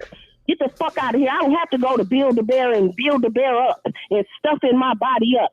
Bitch, I came stuffed up. My booty already cakey. My titties real, bitch. I ain't have to go get stuffing. I don't have to get my face pulled back looking like a pulled back motherfucking leather bag. I don't have to Tupperware my body around. No, darling. I'm still 40 and still dropping it like it's hot. That bitch looks 75 already. What the fuck we jealous of a white bitch? Them bitches had to take everything we got just to be relevant. Them bitches have to bake in sun, bitch. They have to bake in sun just to fucking get color and look like us. No fucking body want to be her. Nobody want to be no white bitch. Especially not no black bitch over the age of 40. We don't want to be no. We so thankful. We thanking God so much right now. The day I turned 40 and still look the way I did, you could, motherfucker. I'm still jumping up and down. Ain't a white bitch on the planet after she get 23 happy to be there. She ain't happy no more. That's why them bitches at 15 going to get plastic surgery thinking they fucking gonna fight the fucking battle of age. No, bitch, you still gonna be an old, wrinkly, raggedy bitch. And you fucking bitch ass pussy pop tart ass nigga, put a picture in your fucking avatar. Show us your face. Call in. Let us hear your voice, nigga. Let us hear your voice. Get the fuck. I'm finna read all the comments. Anybody got something to say? Keep it going. Give Miss Jazzy a reason to drag y'all up and down this timeline. Give Miss Jazzy a reason. Get him, Jazzy. Get him. Please. Jazzy Unleashed. 888-575-3769. Well, what's good? Bryce in the house. Architect. Hi, baby. Simply Deep 504. What's good, baby? Yes. That's the one right there. Glad she's here. Who is this motherfucker? What shit? What I got backwards? What I got backwards, Marlon? Call in. What the fuck I got backwards? Come on, Mark. Speak up for the brothers. See, I ain't even talking about everybody. You see how these sensitive, tenderoni ass niggas coming? I'm not talking about motherfucking body. Not to hear. Mark don't have to speak up for the brothers because Mark ain't one of the niggas I'm talking about. That's why him and Lance is quiet because they know they some real niggas. So they don't have to talk. You motherfucking sensitive ass tenderoni Bobby Brown should have been in the video ass niggas. Y'all fucking sensitive. You talking about speak up because you know you probably the main one out there want to treat a black bitch like shit because you can't get one. Because you can't get one. You're probably sitting on somebody's couch right now playing PlayStation. Matter of fact, what you doing in the comment section, nigga? It's nighttime. You supposed to be at your night job. Like King Lance left his night job to come and do this show. Come on now. No, Lance, Mark, y'all speak up for the black bitches. We black bitches and the truth I'm speaking. No. You speaking the truth and see what it is that, you know, the righteous darts that you're throwing don't hit us because we know we're not in that number. So we're cool with that. And like I said, it's not like you're tearing down every single black man, but the ones who need it. So it's almost like back in school, elementary school, when they used to give you that funny colored bubble gum pill to chew. And if you had any plaque up on the edge of your gums, it would show up. So look, you gave us the pill to chew, and we don't have nothing showing up on us because we know we're about doing the right thing. Mark is a wonderful brother here. Nothing bothers me. I don't identify with the stuff that doesn't pertain to me, so it passed right by me. That's right. That's right. Same here. I mean, my walk speaks for itself. I'm not saying I'm the greatest, but I'm always pushing. You're a great man, and Mark, so are you. And I promise you, I'm gonna do my sitting, spearing, and no hands when I see you, you sexy ass. He's gonna get it. He's gonna get no hands. Because ain't nobody talking about every nigga. And yes, I chose them, but that don't mean I chose to be abused. That don't mean when I went to a shelter for help, suffering mentally, that I deserved anything that happened to me. So, nigga, how you skip over all that and then see that? You see what I'm saying? There ain't shit nigga pass. We just don't give a nigga a pass because he wasn't shit. Nigga, fuck that and fuck you too. You got something to say, call in. Call in. Get the fuck off the timeline with that dumb shit. I've been shit. God damn it, these niggas in this motherfucker. Come on, yo, the lines are open. Let me open up. Yeah, call in. This some old punk. Let me just open up a 903. I don't know if he wants to speak. I'm just gonna open this line up. Hey, what's going on? What's going on, yo? Yes. Give us some feedback on the wonderful and very powerful words of Jazzilla, Queen Jazzilla, Jazzy Queen Kong. Talk to us. Give us your name. I'm Timothy Friede. I live in Los Angeles, California. Yes. But yeah, well, she is speaking the truth though, and I kind of went through my period, kind of self-hate and stuff like that. But because I grew up, my father kind of, cheated and stuff on my mom and stuff like that, and I saw a lot of, black women go through a lot coming up. So it's like now I just like I can't see myself personally doing that to a black woman. I just can't. That's thank you, brother. Thank you so much, and I respect your opinion, and that means so much to me because you must know anybody out there with common sense. I am definitely not talking about everybody, nor am I saying you should only date a black woman. I had stated that in the beginning, and even put myself in the ain't shit bitch box sometimes, every now and then, because I'm not right there at this moment, but sometimes I'm in there myself. So I was not talking about every black man. And Marlon, as for you, I was not saying that Kanye represented all of y'all. Where did you even hear me say that? I know he don't represent all y'all. Please, I shoot my own motherfucker. I'll make my own YouTube video killing my own self if Kanye was just every nigga on the planet. Who the fuck could live and stand to live in a society with just a whole fucking planet full of stupid ass Kanye West is walking the fuck around? Get the fuck out of here with that shit. Where you even hear that at? Do these niggas, Lance, this is what I want to know. Do these niggas even listen to all the shit that I say, or do they just pick one or two words? Because I didn't even say that. I even put me in it. Even took responsibility for the shit I done. Even said that in the beginning. They just can't keep up to you, Jazzy. That's all. They just can't keep up to you. Holy shit. Well, I appreciate you, brother, that just spoke, because I don't mean no disrespect to you or it ain't even, it's just what I've experienced and what I'm seeing a lot of black women go through. So you are a good man to even recognize that, certain times it was your own self-hate. As I said about my own self, certain times when I would disrespect black men, it was my own self-hate. This ain't about my self-hate right now. This is about yours, nigga. The nigga out there. It's about yours and your disrespect. Own up to the shit you've done. Stop pointing the fucking finger. Don't point the finger at me all up and down in the timeline. Everybody go up down the timeline and say something you've done and then say you're sorry for it. Ain't nothing realer than that. Ain't nothing realer than that. You got something to say, call the fuck in. Matter of fact, I don't even want to hear nobody nice. Somebody call in that disagree. So I can drag your ass over this phone.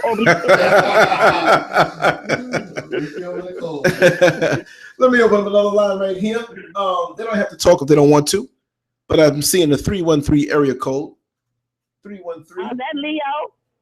Let me see. 313. Hi, everybody. Hi. Hi, Leo. Hey, Leo. How are you? Oh, we good. We good. So if you hear, hi, Leo. So if you hear a little sound, just ignore it for a second. Oh, it's okay. It's okay. You know what I mean? The men are here. We're listening. All of our balls are not musty. They're scrubbed. We're happy. We're hearing some truth. And you brought the fire also, so I'm glad you're in here. Anything you want to say to piggyback on what Jazzy had to say? I basically just want to say that it comes to a thing to where, like I've spoken about several times before, where both sexes, I agree totally with what she said, because of course I'm a black woman myself. But when it comes to the men, and it's really to a comment that was made in the comment section, and which I thought was, you know, I'm not going to say it was ignorant, because everybody is entitled, you know, to their opinion and how they feel. So I'm not going to even shout out who it was. Right. In regards to, before I even go there, I would say that both sexes, we both have to take responsibility for the fucked up shit that we do. But since we're talking about black men, I'll make a comment in regards to the comment that was made about us trying to look like them, trying to look like white women. And like I said, I'll probably have to be a little censored on some of the things I say because I'm at work. Right, right. In regards to that, I think that that's it's a reason for that. Okay, first of all, that's just like you have men that call certain women whores and, you know, want to talk shit about them, but these are the women that you guys pay attention to. You get what I'm saying? These are the ones that y'all, you know, pay for or, you know, spend time with or whatever, and then when shit don't work out, you want to dog her out and tell her she's a hoe, but you basically went to that hoe. That's number one. Number two, when it comes to us trying to look like them, I mean, it really starts from childhood. And the fact that if you look at it, especially now today, we don't see a lot of representations of ourselves on TV or in advertisement or anything like that. It's no different than the experiment they did a few years back where they had the little girls, a little black girl, a little white girl. Yeah. And they did a baby doll experiment. And they let her see the white Barbie doll. And she felt like the white Barbie doll was pretty. This is what, when you're handing that in your child's hand, you don't even realize that the toys that you even give these babies, you putting the image in their head. When the kids are that young, they soak up everything. You remember a lot of things. A lot of our actions are from our childhood. Well, I don't mean to jump in here, but what childhood is that? Because my mama didn't even let me play with white dolls. What child? Who is that? Because them bitches in Michigan were so serious and so like you must love yourself and so dead hell bent on it. They didn't even let me play with white dolls, so I ain't had no choice but to see beauty in my. I never for one moment thought that when I went outside the door that I wasn't beautiful. So I don't know what mother that was, what self-hating mother that was, because that damn sure wasn't my mama. No, I get what you're saying, and like I said, I'm talking about it's two sides to that. Like you said, you had the things where you were taught, like I was taught that I was beautiful. You know what I'm saying? I had both colors. That's Leo, that's not Jazzy. If that's not being instilled in that child, if they're constantly seeing something else as being beautiful, they might inadvertently grow up to think that, and so they will get the long hair because they've been told that their hair. But you know what? There were black women born with bone straight hair. All of us didn't come out with curly, kinky ass hair. So how come we don't want to look like our Indian ancestors or our Caribbean grandmama or somebody? I mean, that we all was not born. So just because a bitch get a hairstyle, and then when a white woman go and get fake hair, fake ass, fake this, bake in the sun, what the fuck is she trying to do? What did her? Because somewhere. I get what you're saying, but what I was trying to make a response in regards to giving to the guy that said something negative about the fact of us so-called trying to look like them. What I was trying to explain to him was, I was explaining both sides of it, and one side of it was because of the fact this is all a lot of kids see. Like the kids today, a lot of them, that's all they see. And if they don't have anybody in their life telling them that they're beautiful, you get what I'm saying? They got fathers that make YouTube videos talking about how ugly a black bitch is. When he got black little girls his damn self, then how else she gonna grow up feeling? Because she gets her own daddy making videos all over YouTube talking about how the black woman is a wildebeest. She ugly. when his daughter's black as tire oil in a black crayon. So how the hell, what he gonna explain to his own daughters when all he done for the last 10, 15 years is talk about how ugly a black bitch is? His mama dark as tire, he dark as tire, and so is his little baby. But that's all he sit up and talk about. So once again, that started with a black man, and I'm not debating you, Queen, but this right here. My whole PSA was, because the black woman right now, we are leading in being abused by niggas. They are abusing us. They forcing their white women on us. So I am pissed off right now about this. This is not about let's black women point your finger. You did this too. No, fuck that. Fuck that, because one thing a black woman ain't never got, and that's an ain't shit bitch pass. As long as I've been a black bitch, ain't nobody never gave me an ain't shit bitch pass.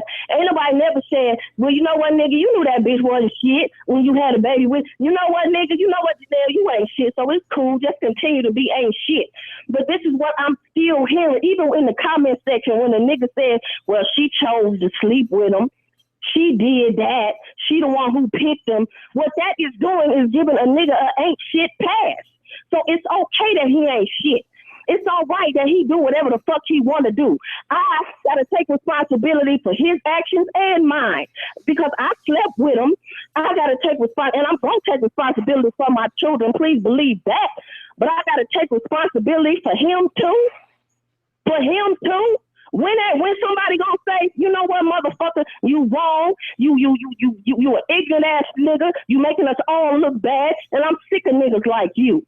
You got this bitch pregnant, that one pregnant. First of all, my first baby daddy, I was a teenager. So niggas, they was liars back then 10 times over than what they is right now. Because nowadays you can catch a nigga on social media. You can find out the truth 10 minutes later. Because they post up every movement in their whole goddamn life. Back then, you just had to go with the lie that the nigga told you when he said you was the only one. Because it wasn't no side bitch to post it on Instagram because it didn't exist.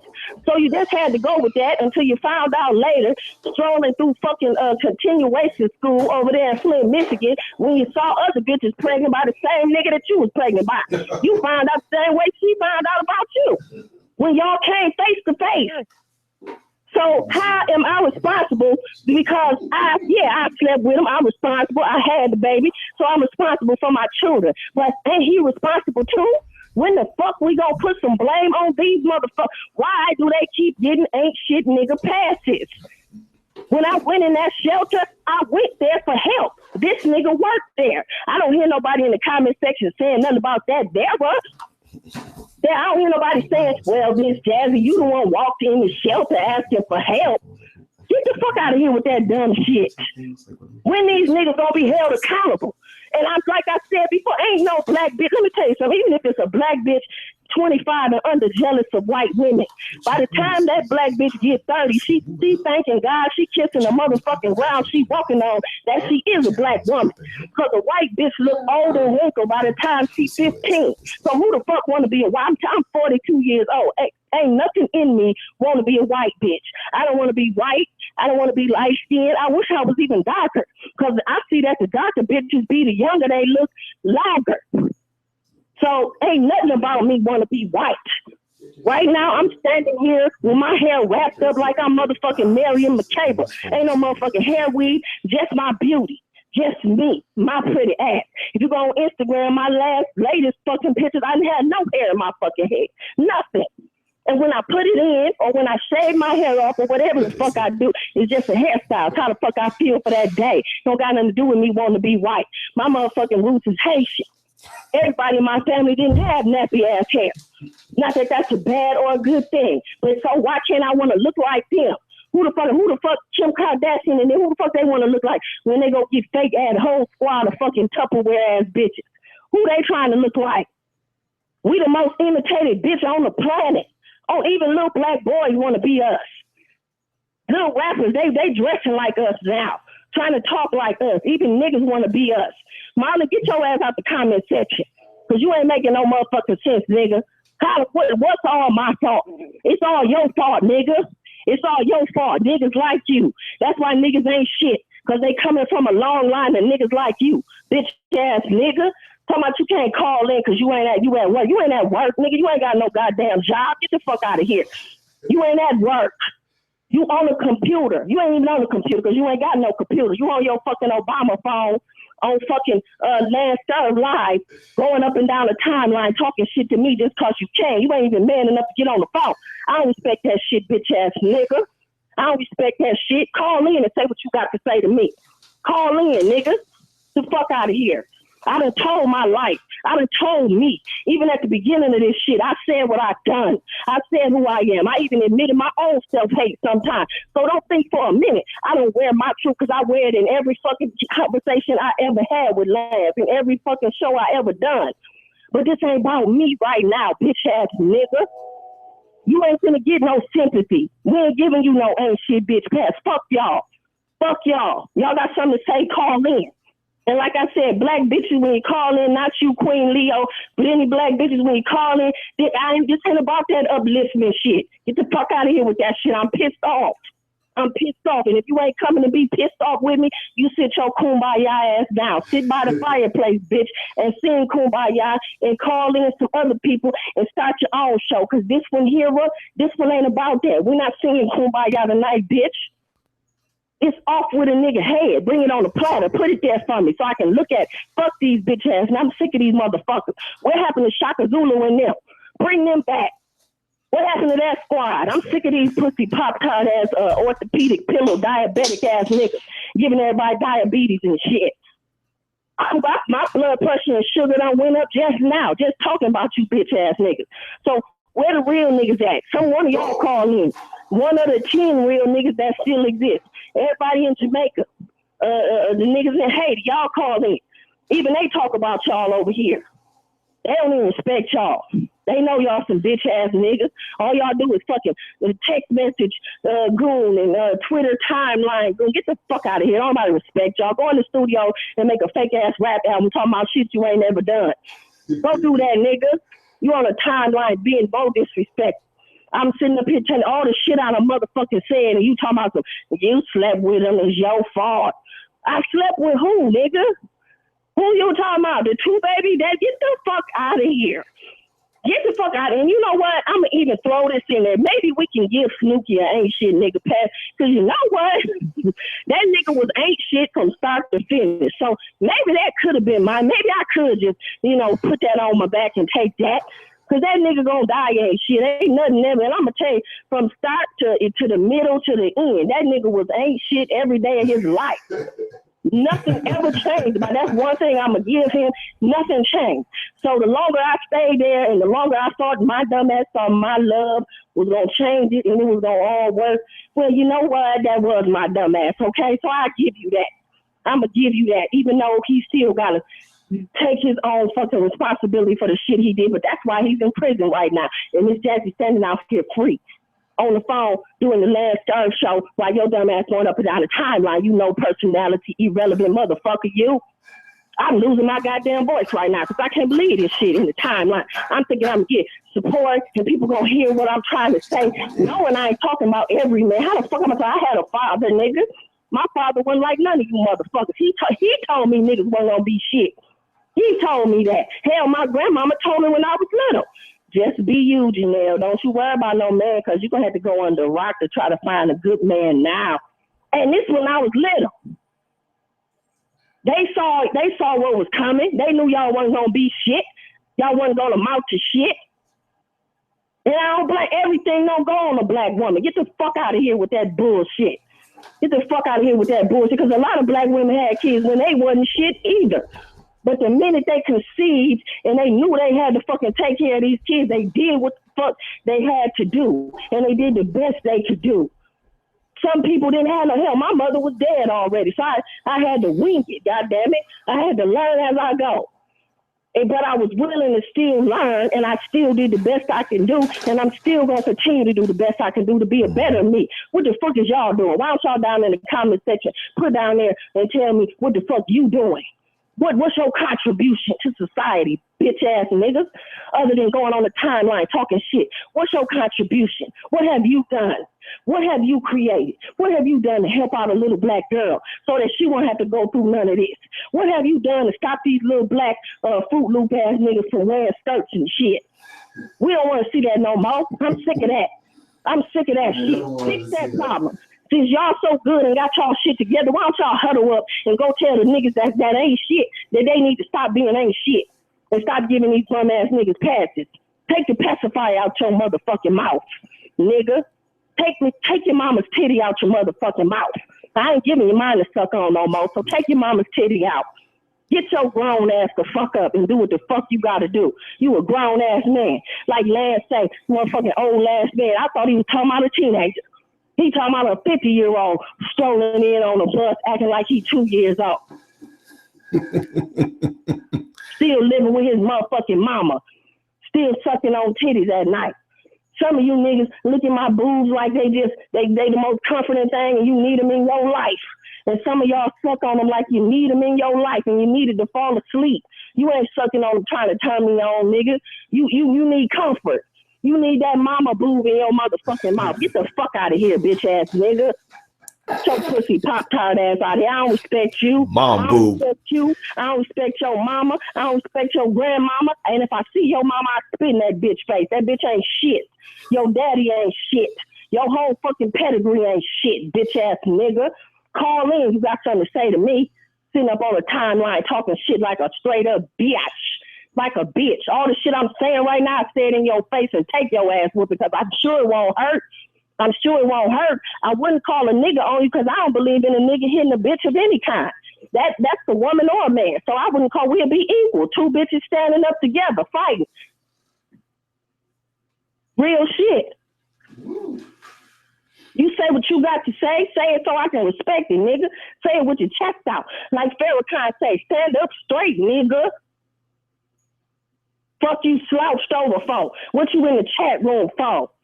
The fuck out of here. You know fucking picture. You got a picture up, Mom, and I'm going to give you that. Because the ones that got the most to say don't even got a picture in their fucking shit so I can see how ugly your motherfucking ass is. The fuck out of here. The fuck out of here. Nobody, these black women jealous and want to be white. Where that's at? No, niggas jealous and want to be white. That's why you keep trying to get accepted. Then you feel all crunch when they turn on you. OJ number 2, OJ Juniors, you feel all crunch when they don't like you no more. We already know they don't like you. It ain't the black woman that's not accepted, bitch. We can get in. You understand? Master still let us back in the house. He'll put his white wife out for one of us. Better ask somebody, motherfucker. Fuck, we gotta be jealous of. White women hate us. That's why they try to they try to steal everything we got, everything we do. They want to be us. That's why they fucking y'all. They want to they think that hurt, and it do hurt. It do hurt. Because we see a nigga that could have been great with a stupid ass, nothing, nobody else, stank dank ass white bitch, and now he ain't gonna never be shit. Nigga on fucking Twitter talking about he $50 million in debt when he over there with a squad of hoes. When he from Chicago with some of the greatest pimps ever. How this motherfucker over there with hoes? That's true. That's true. That's true. Talking about we jealous. Ain't nobody jealous of that. Ain't nobody jealous of that. The fuck out of here. He over there just bragging on this bitch, but this bitch sitting up to every chance she get talking about how he crazy and she's sick of him. She's sitting over there sitting on 100 million and they won't even give him a 1 million. Won't even give him 1 million. Fuck out of here with that shit. What fucking, I'm 42 years old. You think I want to be white right now, nigga? Come on now. Come on, let's be real with this shit. I'm so thankful and grateful that I'm looking like I look. You know how many white women come up to me on a daily basis? Oh, I wish I looked like that when I was 42. Bitch, you ain't never looked like this in your life. You had wrinkles when you was born, bitch. You came out with wrinkles. You came out smelling like wet dog. You ain't never been me, bitch. You ain't never came out looking this cocoa brown and beautiful and unwrinkle free, bitch. The reason why we say black don't crack because ain't nobody been through the shit that we been through. Bitch, I done been beat up, stabbed, ran over by a truck, a lion ate me, spit me back out. I was ran over again. 2 niggas shot me. Everybody from The Wire came and shot up my house, and I still look like I look. Thank you. Thank you. Ain't a white bitch in history you can produce to do this right here. Even a fucking white man didn't want that bitch. He did it because he didn't want to disrespect his ugly ass wrinkled up mama. They ain't like niggas.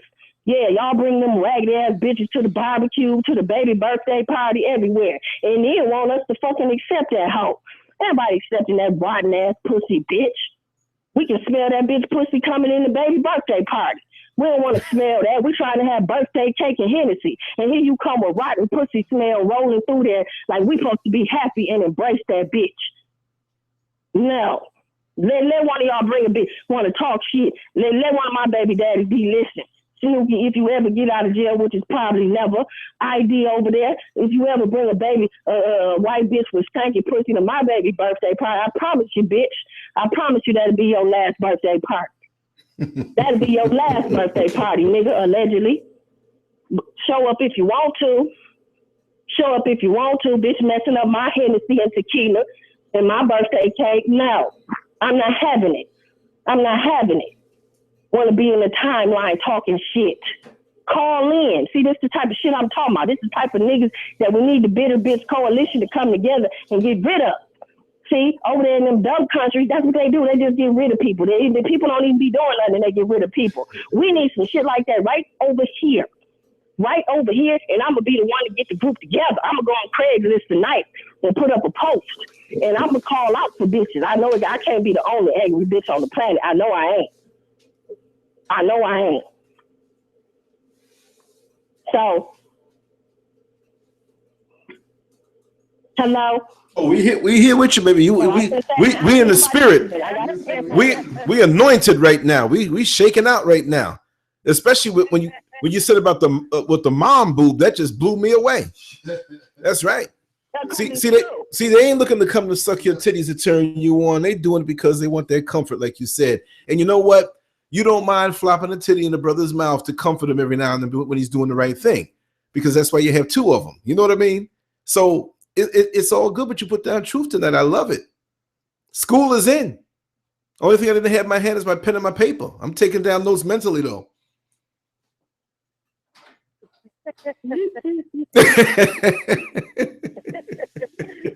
And Leo back there in the cut, she got some truth to drop also, and we're gonna do something tomorrow night. We're gonna do something on Sunday. We're just gonna keep on. I might wake up to go to the bathroom in the middle of the night to go pee and come in here and say, yo, I'm gonna fire up a show because the studio is in my damn house. In the comments talking about some who drinks with cake.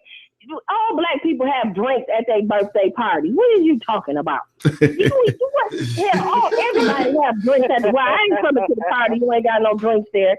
Oh my God! People stepping into tonight. They don't know. They're stepping into the ring with somebody who is like a 1967 Muhammad Ali. You gonna jump in the ring with me and try to mess with me, and I'm gonna leave out of here for 3.5 years and come back and fight Jared Quarry, and I'm the greatest one right now. You can't touch me. Look what I did to Cleveland Big Cat Williams. Look what I did to Ernie Terrell. You gonna come in the comment section and mess with the greatest of all times?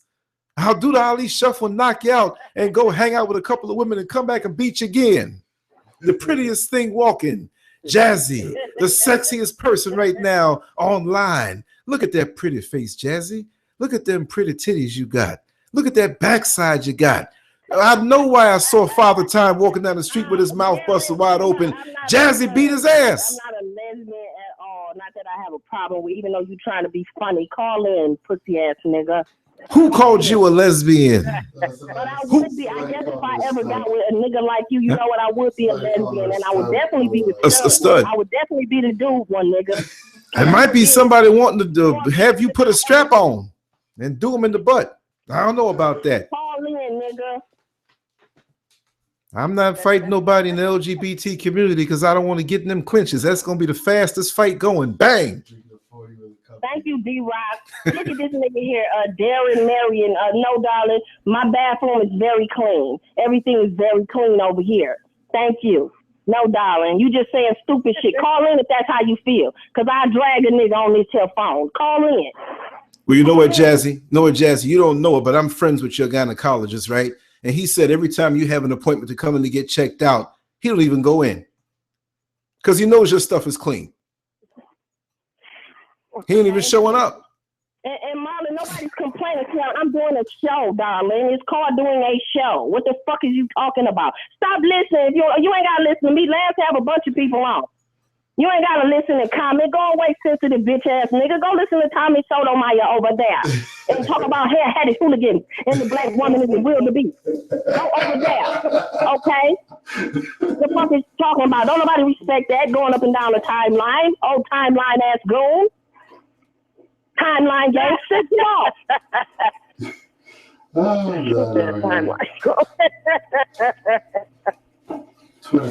This is Howard Cosell on the Lance Scurv Show. I've never seen anything like this before.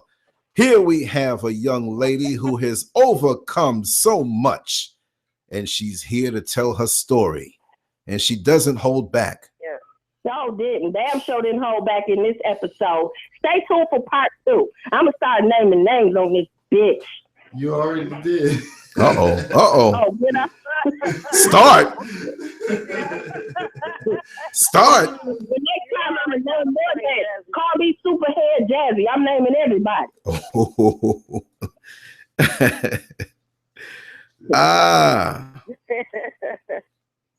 I love you, Queen Lioness. I love you. She tried to have y'all back. She tried to have niggas back, but I wouldn't let her. I wouldn't let her have y'all back. Fuck y'all. Fuck y'all. Fuck y'all. Fuck niggas. I really was not having their back. I was actually responding to the guy that was in the comment section talking. Ain't he stupid? Now it's about 10 of them. It's a whole posse. Yeah. Uh-oh. Well, no, I can't see him from that point. I'm talking about the first guy. But I was I wasn't taking up for him. I was responding to him. I know, I was just joking. Lead on to the point that they gotta take responsibility. Being an asshole is not gonna help the factory. Right, that's just proving my point. That's proving my point, idiot. Because I take responsibility for my shit. That's proving my point. And proving the point, you don't have to be an asshole about it. It's just the thing. It's like, that's why I said both parties can take responsibility, but it's not going to happen if, you won't take responsibility for you not standing up and being the king that you're supposed to be. Did you want to say something, brother? The other brother that was Timothy. Yeah, I think that's the issue. Is a lot of black men don't want to be accountable for what they're, for their actions and stuff like that. I think that's the main issue. That's also the issue. They want to point the finger. It's one thing to not want to be accountable, but then you want to blame everybody else for everything. Exactly. These niggas in the comment section talking about it's all your fault, Jazzy. What's all? They don't even know what's my fault. They just saying it's my fault. Oh, how they could even say that. You see them laugh. They ain't never met me. They just said it's your fault. Everything is my fault. Okay, I'm gonna take everything. I'm gonna take it. Everything bad is your fault, Jazzy. Why did you do this to these people? I don't know.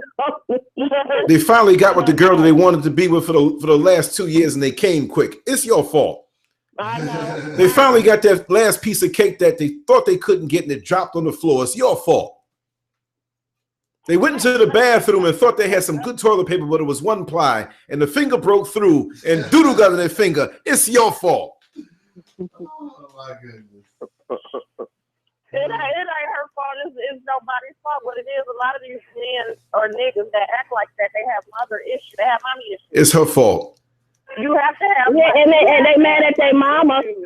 But you know, a lot of them mad at their mama because they cowardly ass daddy wasn't there. It's really not the mama's fault. It's really his fault. It's but that's Jesse's fault. Taking it out on. They didn't want to take it out on all black bitches. Like we ran that cowardly lion off. Didn't nobody run his punk pussy ass off. He did that on his own because he was a punk ass bitch like you are. That ain't nobody's fault. That's his fault. Go find that motherfucker and shoot him. Don Chi Chi him. Be like, are you Don Chi Chi? Pow. That's what you do. Oh, it's your fault. It's your fault, Jazzy. They made a mistake and they pocket dialed the pastor's wife with all their dick pics. It's your fault. Funny. You funny. You ever get your phone and look at it and your phone is set up with a nasty picture to go to somebody that you don't get down with like that? That's scary. Just let me straighten this out. Hell no. For real. Pastor life is the worst one. Oh, yeah, I know. I knew a few back in my day. You know a few lambs. That's another story. It's the Jazzy platform tonight, and the Lioness, and the Timothy, and the Mark. That's why I'm sitting way back here. I told y'all to scoot back. I didn't want y'all to get caught in it. But I do love everybody out there that pays attention. I respect everybody's opinion. I'm gonna cut this my segment short. Lance, I love you. I appreciate you. I love you too, Jazzy. I love you, Leo the Lioness. I love you, new caller. Timothy is his name. Say his name. Say his name. Acknowledge your brother. I love you, and I'm gonna allow you to spank me when I come there live. So the viewers that's out there hating right now, they can watch you spank me and take it all out on me, okay, Daddy? We can make our own case and make it to the top. We're going to get there however we got to get there. Okay, Jazz. I love y'all, and y'all keep going. And I'm going to keep listening. I love you, Queen. So what do you think about that? Another classic performance by the Queen, Jazzilla, Jazzy Kong. Queen Jazzy. Yes, and we have Leo the Lioness here, and she's no second-rate anything. She's right up there with everybody else, and people are still giving me the rave reviews about the conversation that we had. Leo the Lioness, with the LanceScurv YouTube channel, and scroll down and check it out. That's right. Got a few UFO shows in there, got a few little ratchet shows in there. You know, some shows that are politically correct where I'm on my best behavior, but we let it hang out, and that's one. That's one for the ages. Trust me. The truth.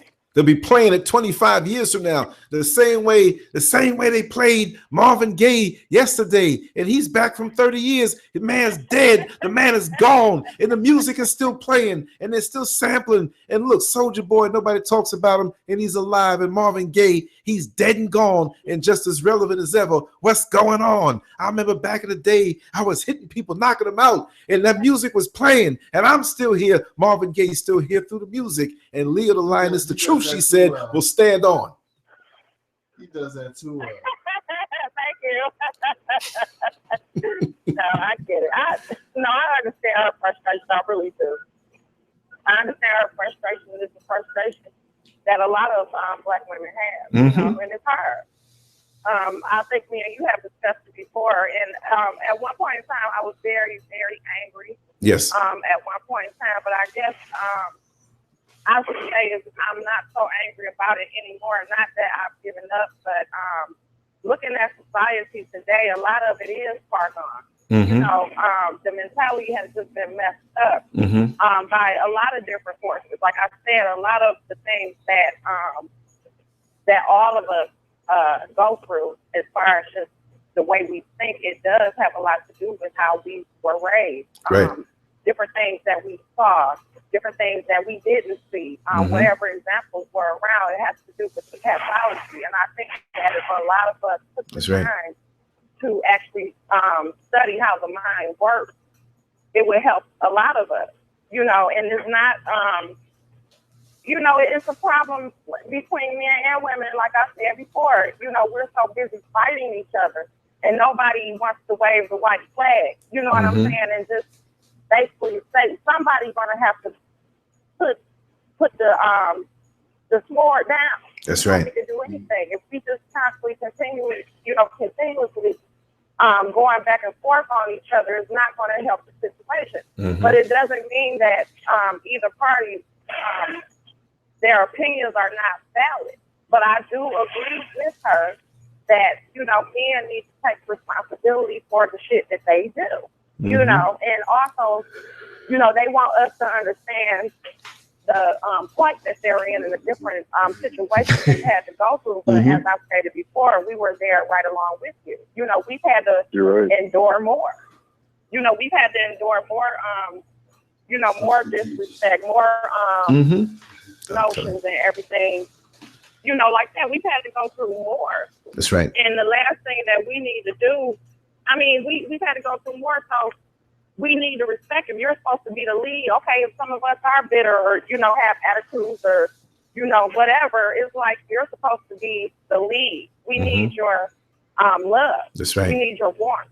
You know, the last thing we need is, you know, for you to down us for the condition that we're in, but not take us to accountability what led us into the position. Like I said, to the young man that was talking about, okay, they want to be like white women, or they want to wear their hair long and everything like that. No, that's not the case. Like I said before, this is a lot of the things that are being shown on TV. If you're constantly seeing what they feel like their idea of beauty is, that's what you're going to intake. You're going to think that your natural hair is ugly. You're going to think that you have to have 30-inch weave in order to be paid attention to. You're going to think that you have to wear tight-ass dresses or have titties out and everything like that. Not to say that there's anything wrong with that, but you're going to think that you have to use your sex in order to even get attention, because this is what is being shown. So don't sit up there and criticize us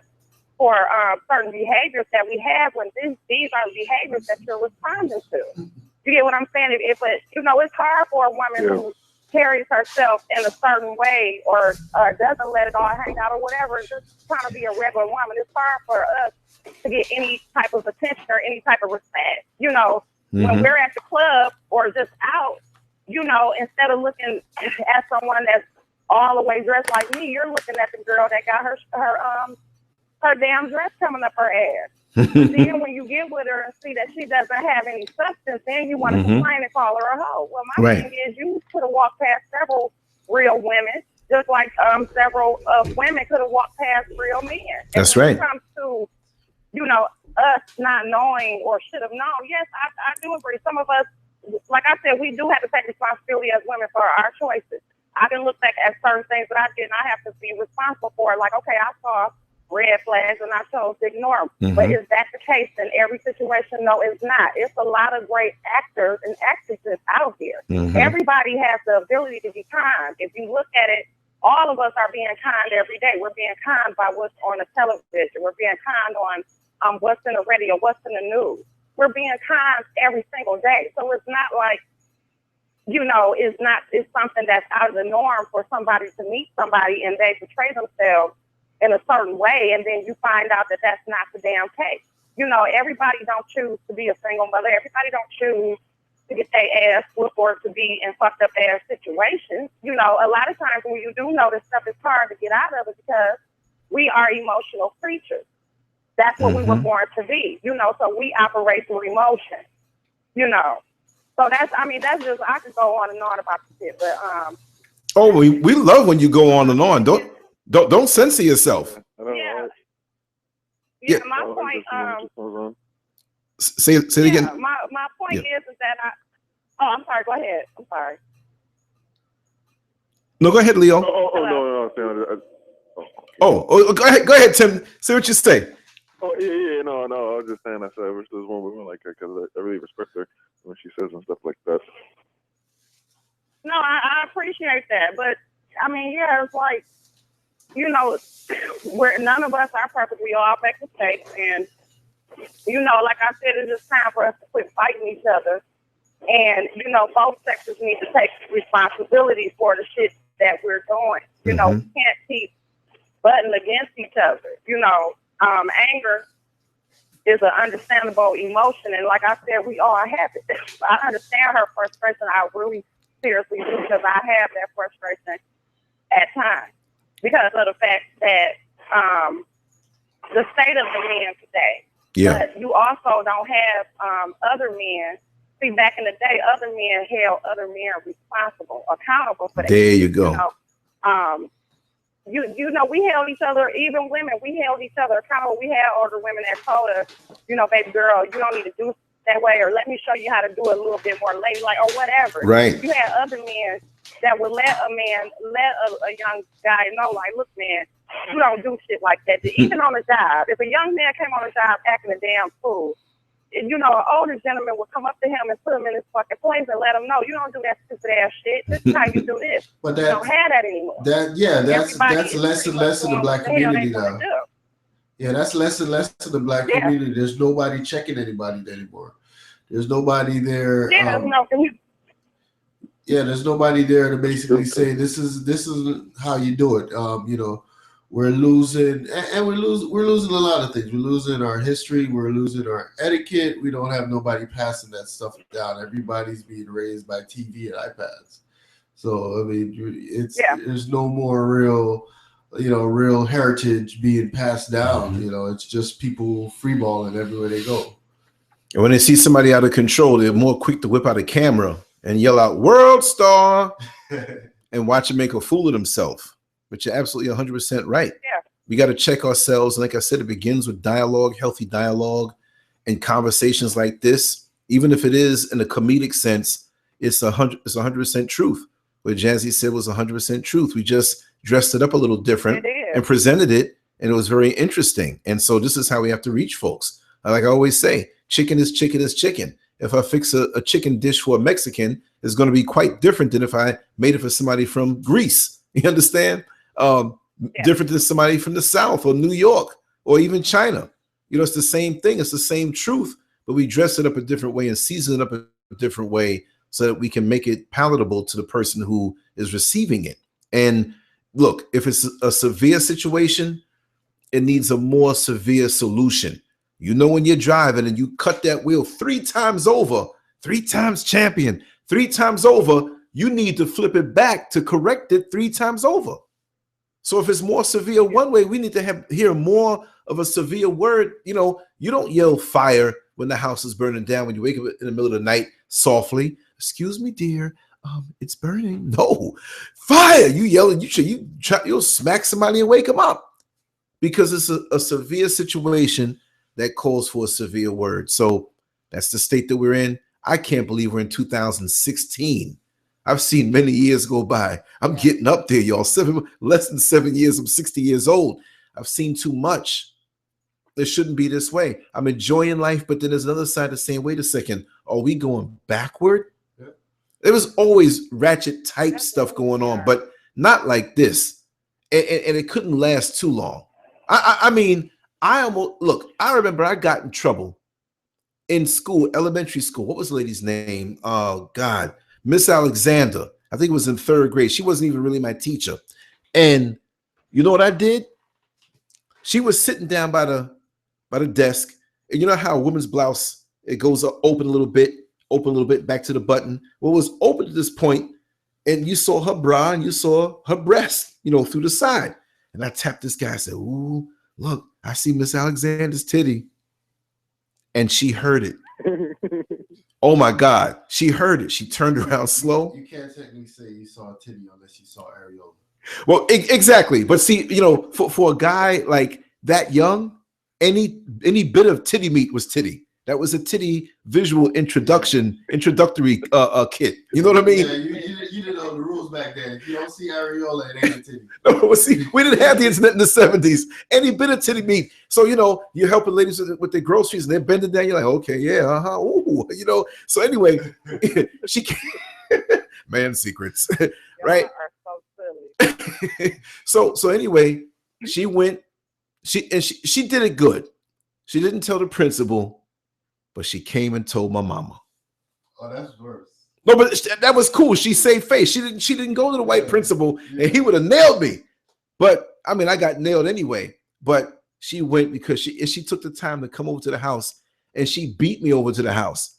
I'm like, when you come home back in the day, like we're so overpopulated now. Strange. Yeah. There was a car that didn't belong there, and I'm like, oh my God, that's Miss Alexander's car. So I didn't even go home right away. I went to the candy store, went to my friend's house. Remember, there was no cell phones right then. You know what I mean? Yeah, so yeah. Oh yeah. Oh, I used to delay the ass whoopings. I had my tricks.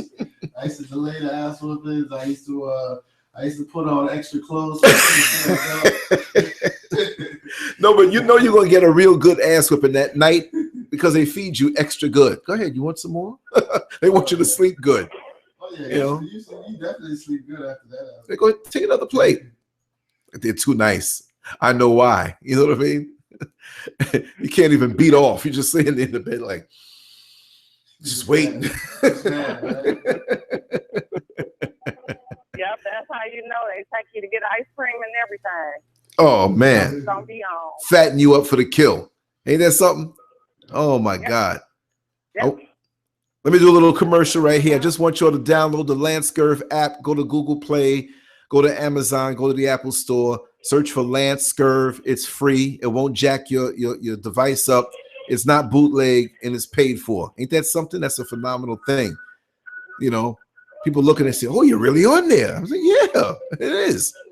Got everything that we upload, the shows, the artwork, the blogs, the articles, and we want y'all to go on there, download the app, and I got a little area where you can take selfies. Let's show your faces, y'all. You know.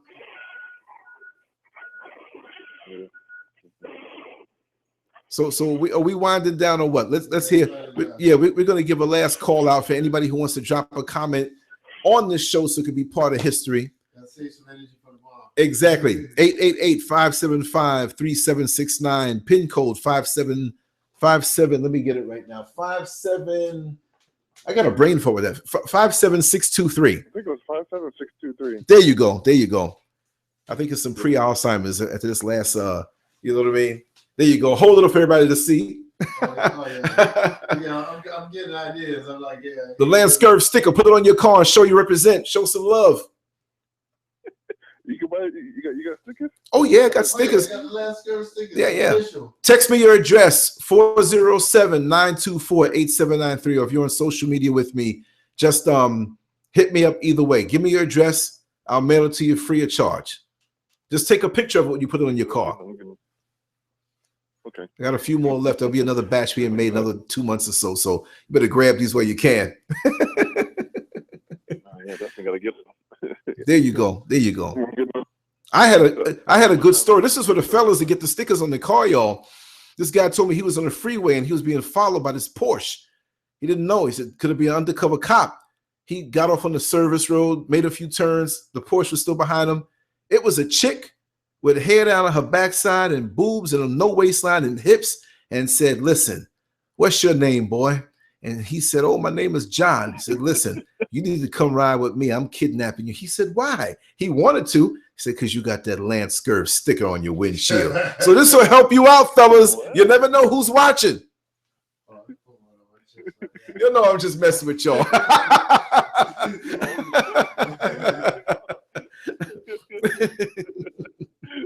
Oh man.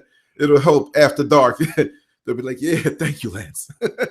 Just don't call my name. You know what I mean? That don't sound right. Here goes Jazzy again, the return of Jazzilla. Here we go. She's back live in living color. Let's introduce the queen.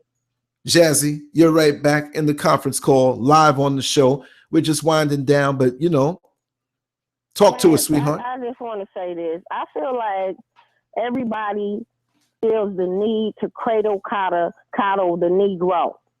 We got to stop this. They don't need to be coddle. Ain't nobody coddling black people. We can't even get love in the comment section. Why do we have to coddle these motherfuckers? And it ain't that because I'm not angry. I'm just angry right now. Everybody's angry at times. I'm angry and I'm getting it off my chest. I'm not an angry black woman. I love y'all. If I didn't love you, I wouldn't give a fuck what you said or did. That's or right. how you made me feel. You wouldn't have any effect on me. But why do we feel the need to coddle these niggas? Why can't they just stand out there and be in the line of fire? Why are we afraid to allow these niggas to take the hit? Why do we have to keep giving them ain't shit nigga passes? Why are they keep getting excused for the stupid shit that they do? Even with Kanye, not to go off the subject, well, you know, he's stupid. Kanye intelligent. He know what the fuck he doing. Why is he getting a pass? Why is he getting a pass? This nigga disrespected one of the greatest first ladies ever. That's right. And put his skank hole, stepped on her for his skank hole that every nigga that did this bitch gotta take a turn, pussy. Everybody done took a turn on this hole. Everybody on the phone got a chance with this hole. I mean, y'all not multi-millionaires, at least I don't think. And maybe she wouldn't parade y'all in public, but she a damn sure let y'all hit it. Just cause y'all niggas. Why can't we allow these niggas to take the hit?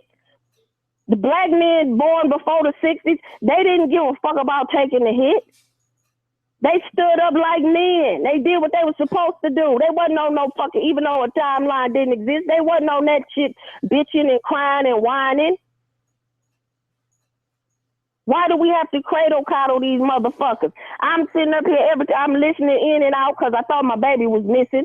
I was about to call 911, but she just walked in, you know, because she's out doing whatever she's trying to do, but whatever.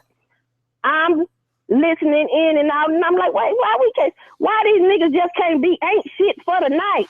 What the fuck is we afraid? These are men. These are men. That's how that old man walked on your bus like a 2-year-old. Because his entire life, people have been excusing his motherfucking bum ass. You probably was the first person ever telling him he was a damn jackass and he ain't shit nigga.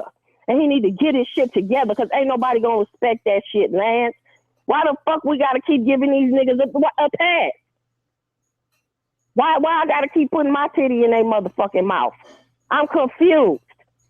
Nobody ain't giving me a hell. I said I went to shelter because I was being abused by one nigga and then another nigga that worked there while I was suffering from mental illness. At that time, I didn't know what was wrong. I have since been diagnosed and put on medication, which I didn't take this evening, but hey, it's okay. But a nigga decided to abuse me when he worked there to help people, and he was doing this to other women, sleeping with the director. That's why they was letting him get away with it. Wow. Why is that okay? Why is that okay, Lance? I'm confused. He was taking advantage of his position. You said that's tradition. No, I said he was taking advantage of his position. I don't know if he wants some raisins. He was taking advantage of your position could be just any fucking thing. Just throwing your authority. This nigga was taking advantage of human life. Women who came in there destitute and trusted him because he worked there. Yeah. He was the superiority over everyone. He worked there. Of course we trust. Of course I trusted him. And being that I was mentally suffering, of course I latched on to anybody who was reaching. I felt like I was drowning. This shit is breaking my heart. Why can't we be mad at a nigga? What the fuck is everybody scared of? What these niggas is pussy Pop-Tarts. It ain't like they gonna beat us up.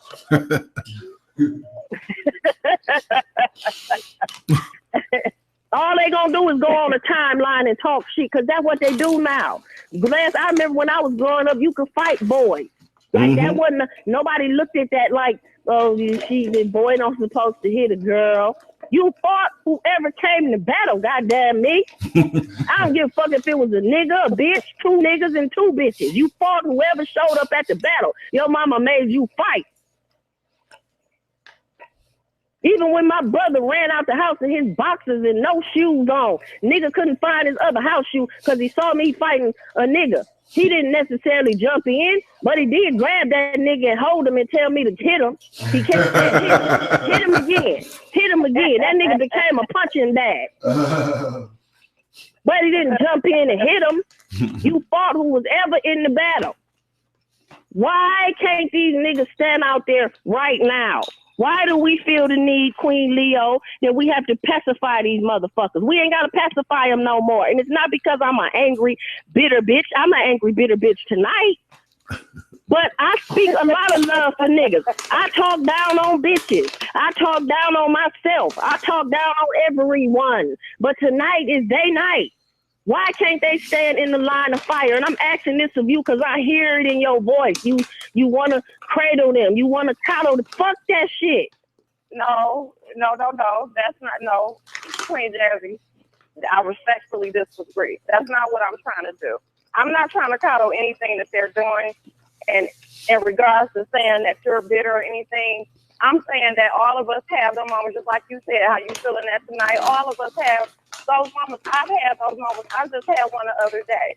What I'm saying is that just like it's a cause and effect to everything, is not that I'm coddling them, but at the same time, you can't expect some of these, like I said, some of these men that are niggas that's growing up that's not doing what they're supposed to do or setting up being leaders and doing the things that we as women need them to do or society needs them to do, is because a lot of them have not been taught. Okay, but when do they take I wasn't taught everything, no. When do they take it upon themselves? Because you have a lot of men that hell, they damn near had to raise themselves. and they took it upon themselves and made the decision to be better men. So when the fuck do we take responsibility? Oh, so now we're gonna blame society. No, it is society, because the society back then, for the people that were older than me, it was more good men. I mean, yeah, but okay. Do you hear what you just said? Do you hear what you just said? It was more good men back when society treated them even more fucked up then than they do now. So why was it that men were able to stand up right after slavery? Because I have studied this timeline, right after slavery, and be men amongst the niggas who have more opportunity than they did. But these niggas now have every other men. They had other men to call them out on their shit. You get what I'm saying? Okay, so when do we start blaming the men who have walked the fuck off and caused this division? Why are we blaming black women for what a coward has done? Why is everything now being put on our shoulders? This ain't about, and I'm not saying the black women ain't responsible for some shit. We responsible for what we're responsible for, but this ain't our night.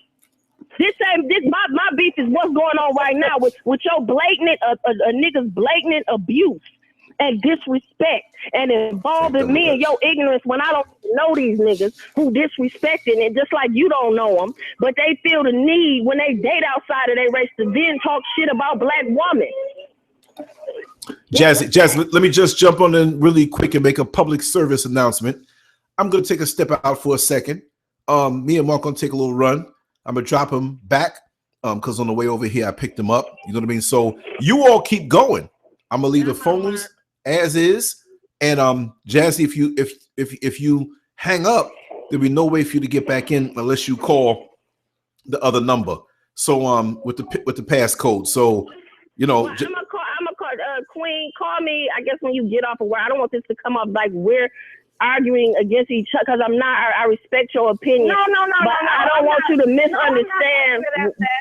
Yeah, I don't want you to misunderstand what the show is about. It's not. I'm definitely not saying all black men, nor am I putting them down. I'm saying they don't stand up for shit right now. And if we keep cradle coddling saying it's okay and they get a pass, and then allowing them to point the finger at us, this is what we gonna have. You say that the black men back then were different. We also had Big Mama and them around. Women were different. They didn't give niggas ain't shit passes.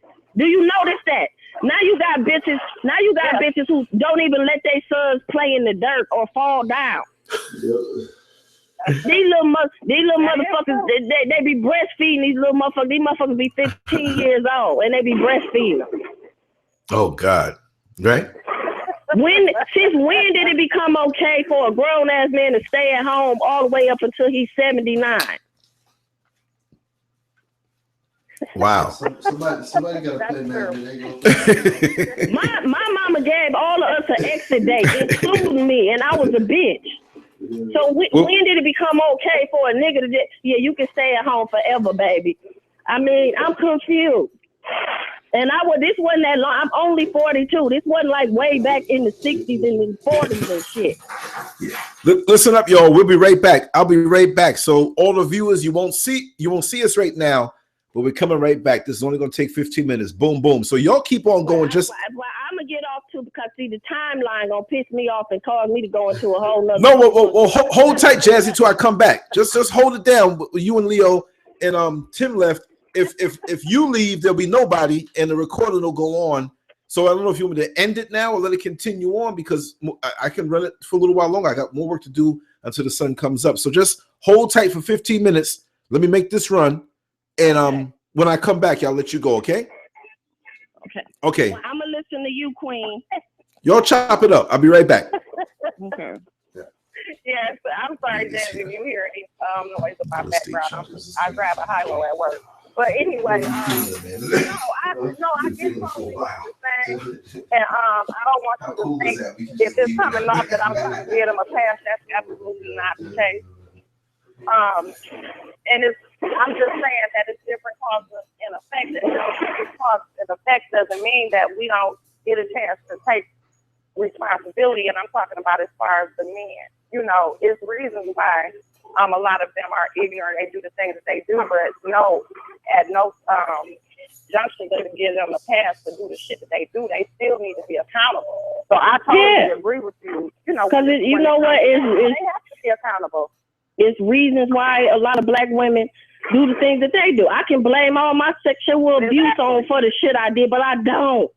I stand out there and I take it. I tell you what I've done and what I'm trying to do to fix it and make it better. I don't sit up and say, well, if my mama had done this, or if my daddy did that, or if they, get the fuck out of here. But don't nobody want to hear that shit, nor do people give a fuck. We all got a story. That's all I'm trying to say. Everybody got a story. And my beef is not even with what they not being. It's like, why are you blaming everything on us? Why are you stepping on black women? We not the enemy. We not on separate teams, nigga. Why are you minds are messed up? Child, their minds are messed up. You know, it is. I mean, like I said, it's not to say that they have a right to be that way or that they don't. Said, once again, I'm not at all. They don't have a right to be that way, but because you know that's a slave. But that's a slave mentality. We didn't buy it. Black bitches didn't buy it, so why the fuck they holding on to it? We ain't even in slavery no more. Why they holding on to it? Why they holding on to it? Why they dividing? It's just a different kind of slavery. It's a mental slavery. It's like a mental warfare going on both sides. You know, because they messing with all our minds. If you really think about it, but like I said, when it comes to TV, everything is black. Society, just everything, like you said before, it's the red pill, blue pill, yellow pill, and you ain't trying to. But you see what you're doing. You see what people have taken them. You see what you're doing subconsciously. Like you don't even realize that you're doing it. You're not allowing a nigga to just be in the line of fire right now. You gotta keep making it a us. It is all of us, but niggas need to be in the line of fire. Right now, it's just them. We throwing fire at them. We throwing stones at them. And it's not for everybody. And I know you raising the king. And this certainly ain't no disrespect to him. I had a good father for the first 12 years. So I did see a good man. I did have an image of that. So I'm not talking about every man by no means. But right now, the niggas that need to be talked about, they need to be talked about. We can't. I'm not standing in this circle tonight. This ain't about me. Because I can go on, I can do a whole show about the fucked up shit I done did. Okay? This ain't about me. Right. This about niggas that still fucking up. I'm trying right now. When they gonna start trying? Hell, I got baby daddies that ain't never did shit and still sit up here and give you every excuse and every reason for why it's my fault. What did I not call on time? I'm confused. Did I not ask you right at the beginning of winter for a winter coat when I should have called on this day, but I called on the wrong day? I'm confused at how it's my fault that you didn't do shit for your kids. Out of the 3 times that I did call, but you know what? When the nigga was about to go to jail, I signed off on child support so they didn't put him in jail. But that same nigga get right on here and make shit up, but he won't tell you that. Because he need to cover up the fact that he just blatantly didn't do shit for his children. He need to cover that and make it me. Oh, well, she used to talk shit all the time. Didn't nobody want to hear that. You can't take that. You can't take my mouth, nigga. But I had to take your mouth, your abuse, your disrespect, your this, your that, and I still took care of your daughter. You going to prison. I understand. And then motherfuckers out there act like these niggas come up to you and say, hi, my name is such and such. I ain't shit. I ain't ever gonna be shit. I'm gonna go to jail. I'm a this, I'm a that. Okay, now I get it. If a nigga come up to you and introduce himself like that and you accept him after that, okay, well, that kind of is you. That kind of is you. But how many bitches can say this is how a nigga introduce themselves? Do you know anybody that this is how she looks? Oh, no, I get it. Like I said, that's what I said to Lance before you got back on. I was telling him, I said, there's a lot of good actors and actors out there. There's a lot of damn nice. Anybody ever dealt with somebody? Yeah, if anybody ever dealt, and we got it, me and you need to do a show on that too, Jazzy, about dealing with somebody who has narcissistic personality disorder. Because every man I've had was narcissistic. Anybody ever really read what that is? Deal with them, they're very charming. They're very charming. And charming. Yeah, they will charm the hell out of you. And they have spiritual. Really a demon. Right, they have spiritual narcissists, and that's the one I had in the shelter. He was very spiritual. Like I said, he had symbols. He had a tattoo of Elijah Muhammad on his arm. Now, the way he talked and everything he said was about Allah, God, and uplifting. And I saw a hardworking man. Even though he knew I was out of my mind, he would make it seem like he cared. And, I'm going to come over here. I'm going to sit with you because I want you to be all right and stuff like that. But he knew what he was doing. He knew what he was doing. He knew he was a low life. He knew that I was falling down. He knew that I was weak at that moment. I mean, he did keep saying you a strong woman. He knew eventually I was going to get up. But what he didn't know is it was going to be a raft on his head the way it is now. Even though in my moment of weakness, I still told him, if you doing what I think you're doing, it's going to rain on your head, nigga. Because I can, even though you weak, you still know, like, okay, I'm weak right now, and I feel like I'm being held and stuck, but eventually, I'm going to be back, maybe halfway back to normal. That's all I need to be is halfway, nigga, to come for you. And that's what he didn't know, and that's what he didn't prepare for. So, I mean, these type of people, they exist. Ain't nobody did nothing to him. Ain't nobody didn't deserve that. And then he's taking money from me while I'm in a shelter with my black child who equally has done nothing to this man. Never even met the man. Giving it to a dust bunny white bitch that he ain't even with right now. This bitch on Facebook talking about she work at the drive-thru in the Chick-fil-A. It's with this dusty bum bitch. You was gonna go up there. Yeah. You said you was gonna go right through the drive. Miss Jazzy had a real job in the shelter. Making more than they was making, than the workers was making. Just because I was crazy, I still knew how to get up and go to work every day. Still didn't get welfare, none of that. I needed shelter and safety from the nigga that I had came all the way to Arizona with. I guess I chose him. No, he found me. This was somebody from my past who I thought I knew.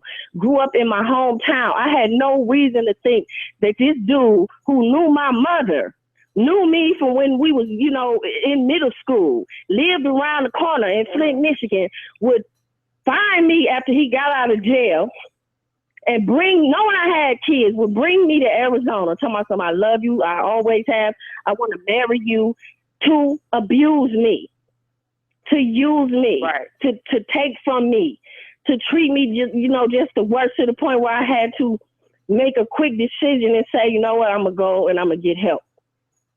I'm going to regroup and get help. But no, I got more abused when I went there to get help. So this is the type of nigga that is existing. This is what I'm talking about. I'm not even talking about every brother or just an everyday brother that ain't never did nothing, Marlon and all of y'all with all y'all dumb shit to say. Nobody's talking about that. Nobody's talking, but you want to step on me. You want to keep me down because you can't handle a mighty black woman. You can't handle our strength because it makes you have to face the fact that you're a weak bum ass nigga. So you have to face that within yourself, and that's the part about yourself that you hate. So you want to take it out on me, and you want to step on me and keep me down. You can't keep a black bitch down. You can't keep us down. Nigga, if slavery didn't keep us down, how the fuck you think your little bit of nothing ass is gonna keep me down? How do you feel that way? How do you feel like that's gonna work on you? You fell for the shit. Right, you fell for the Skittles that the white man offered you. That's why we was in slavery, nigga. We didn't fall for that shit. We did what we had to do with master so we can get pork chops to feed our family. The same shit most of us still do right now to this day. So we didn't fall for that shit. We ain't walk around here with a white man talking about, oh look, like my white man, he better than niggas. I ain't shit. Get the fuck out of here. He better than Barack Obama. Ain't nobody looking at Barack. They looking at me and my dusty ass white man. That'll trick on any bitch on any given Sunday. These niggas bigging up hoes. That's what I'm saying. If that's the case, I want my whole star on the whole Walk of Fame. Where's my whole star at? Get the fuck out of here. We don't even get acknowledgement for that. I was cross country, nigga. Where my whole star at? Get the fuck out. Where my street? Definitely, I can't say this. Girl, these niggas is stupid. I do. It ain't niggas in the timeline. Yeah. You know what it is with me, Queen Jazzy? I guess because I've been angry for so long, I guess the anger has fallen off of me, and that's pretty much what it is. And then, girl, you wasn't in no shelter. Didn't nothing happen to you in the shelter, so you probably don't. I just recently went through some shit, so every now and then that comes back, and I'm going through treatment right now to deal with it because it caused me where I could have been okay. It caused me a complete breakdown. I was in darkness telling people to take me to a hospital because I feel like I'm going to kill myself. I didn't know. I had never been at this point ever in my life, ever. So now I'm I'm in 2 different damn therapy groups. I see a psychiatrist, a medication that I refuse to take because I'm not going to walk around here. I even had other people like, girl, this one right here had you so high like a zombie, like a this, like a that. No, they ain't going to have me like a zombie because I'm not taking that bullshit. So, I mean, if therapy don't do it, I don't know what to tell you. Just everybody get out the way. Just don't fuck with me on my crazy days. That's all I can say. when I'm having a crazy moment. Like I said, I totally get it. Like I still haven't. No, I have never been in a shelter, but I've been in therapy for a minute. So that's why I said, for me, I'm at a different point at this point because I was very angry when it came to a lot of things. And because of me being in therapy, I've been able to work through that anger. So it's like a lot of stuff, I still notice it, I still acknowledge it. But it's like, because of the fact I've been in therapy and everything, it's like certain shit that used to get to me. I know, it's working for me. I let it more. You let it go, yeah. It's working for me too. I still have my moments. It's working for me. I tell people all the time, because I know that's another thing in our community that people, we were told you don't go to, therapy. You keep whatever you got going on. Keep it going on. Did you know that? Did you know that black women? Did you know that black women suffer mental abuse more than anybody else, more than any other group? Oh, yeah. Like we suffer the most, but we won't go get help. We won't go get help. Yeah, because we don't want to get made fun of. Yeah. And this was in an article. I read this. Yeah, they've done recent articles. They say, I'm agreeing with you. No, they've done a lot of articles, and even recent articles that say that we are a group that we go through a lot of depression because we try to handle everything and we don't want to go and seek out and get help because we are embarrassing. I mean, we're embarrassed by it. Because people make fun of us, just like they're going to say that you crazy. You crazy. Or get over it. The different things. Yep, or get over it. Yep, that's exactly what it says. So I know, like I said, I get it. I totally get where you're coming from. Because even though all different, we've all been through different things, but we suffer a lot of just mental anguish with just life, period. All different type of things. And it's hard when people don't understand, but it's even harder when our own men don't. People do it, right. But we still get up and do what we got to do. Niggas suffer a thunderstorm and give up and blame us for the shit and sit on the couch and eat up the baby cereal. We done went through all kind of shit. Bitches was in slavery and found a way to free themselves, you, the next door neighbor, and everybody else. And niggas I'm sure they gave up way back then. Like, fuck this, I'm just gonna sit here. I stay in the house with Massa. Y'all go ahead. I'm just gonna stay here. These niggas, come on now. Then you pawning your white stinker dank off on us. No. We not having that no more. You didn't marry Heidi Klum, Kanye West. You married Kim Kardashian. That bitch was married 10 times in before she even got to you. She was married when she was pregnant by you, nigga. It ain't gonna talk about somebody jealous. Why would we be jealous of a bitch who had to get plastic surgery starting at 8? Bitch been fucking niggas since she was in her mama's womb. Ain't nobody jealous of that. It took a sex tape to put that bitch on. That's true. That is very true. Ray J ought to get on a payroll from that whole entire ass family, if you ask me. These niggas ain't pimps no more. They don't know how to pimp no more. They done all turned into simps and tricks. Because Snooki would have had all them hoes paying him. He would have had a contract. Real shit. That nigga be in jail living like a fat rat. Yeah, it's a lot of messed up things out here. I totally agree. But I do feel like everybody who stands from therapy is very helpful. Has been very helpful towards me. And we should do a show about that too, Jazzy, about therapy. Yeah, I told Lance that. But you know, ain't no niggas going to therapy because you remember, everything's our fault. They ain't doing nothing wrong. So what the fuck they going to therapy for? To tell people how to be right and perfect? Niggas don't even admit the shit that they do. The nigga that did what he did to me had a case against him and still get on a phone call, get on this show and be like, man, I ain't do nothing. I ain't do nothing. I just took her money. I didn't do nothing. No, I ain't know she was crazy. No, I ain't this. No, I ain't that. That's just what they do. And then blame it all on me. If she hadn't never came to the shelter asking for help, I wouldn't have never been able to do it in the first place. Oh, that's I used to volunteer at the shelter years ago, and my auntie had worked at one. But even the workers, period, they treat the people from there. But you know, they're not compassionate at all. They just treat them like crap. Girl, and then I had a job making more than them, so my situation was my job was paying me more than them. I was there for domestic violence, so it's not like I was there because I had to leave my place, escape. I had just moved to Arizona, didn't have no family, nothing here.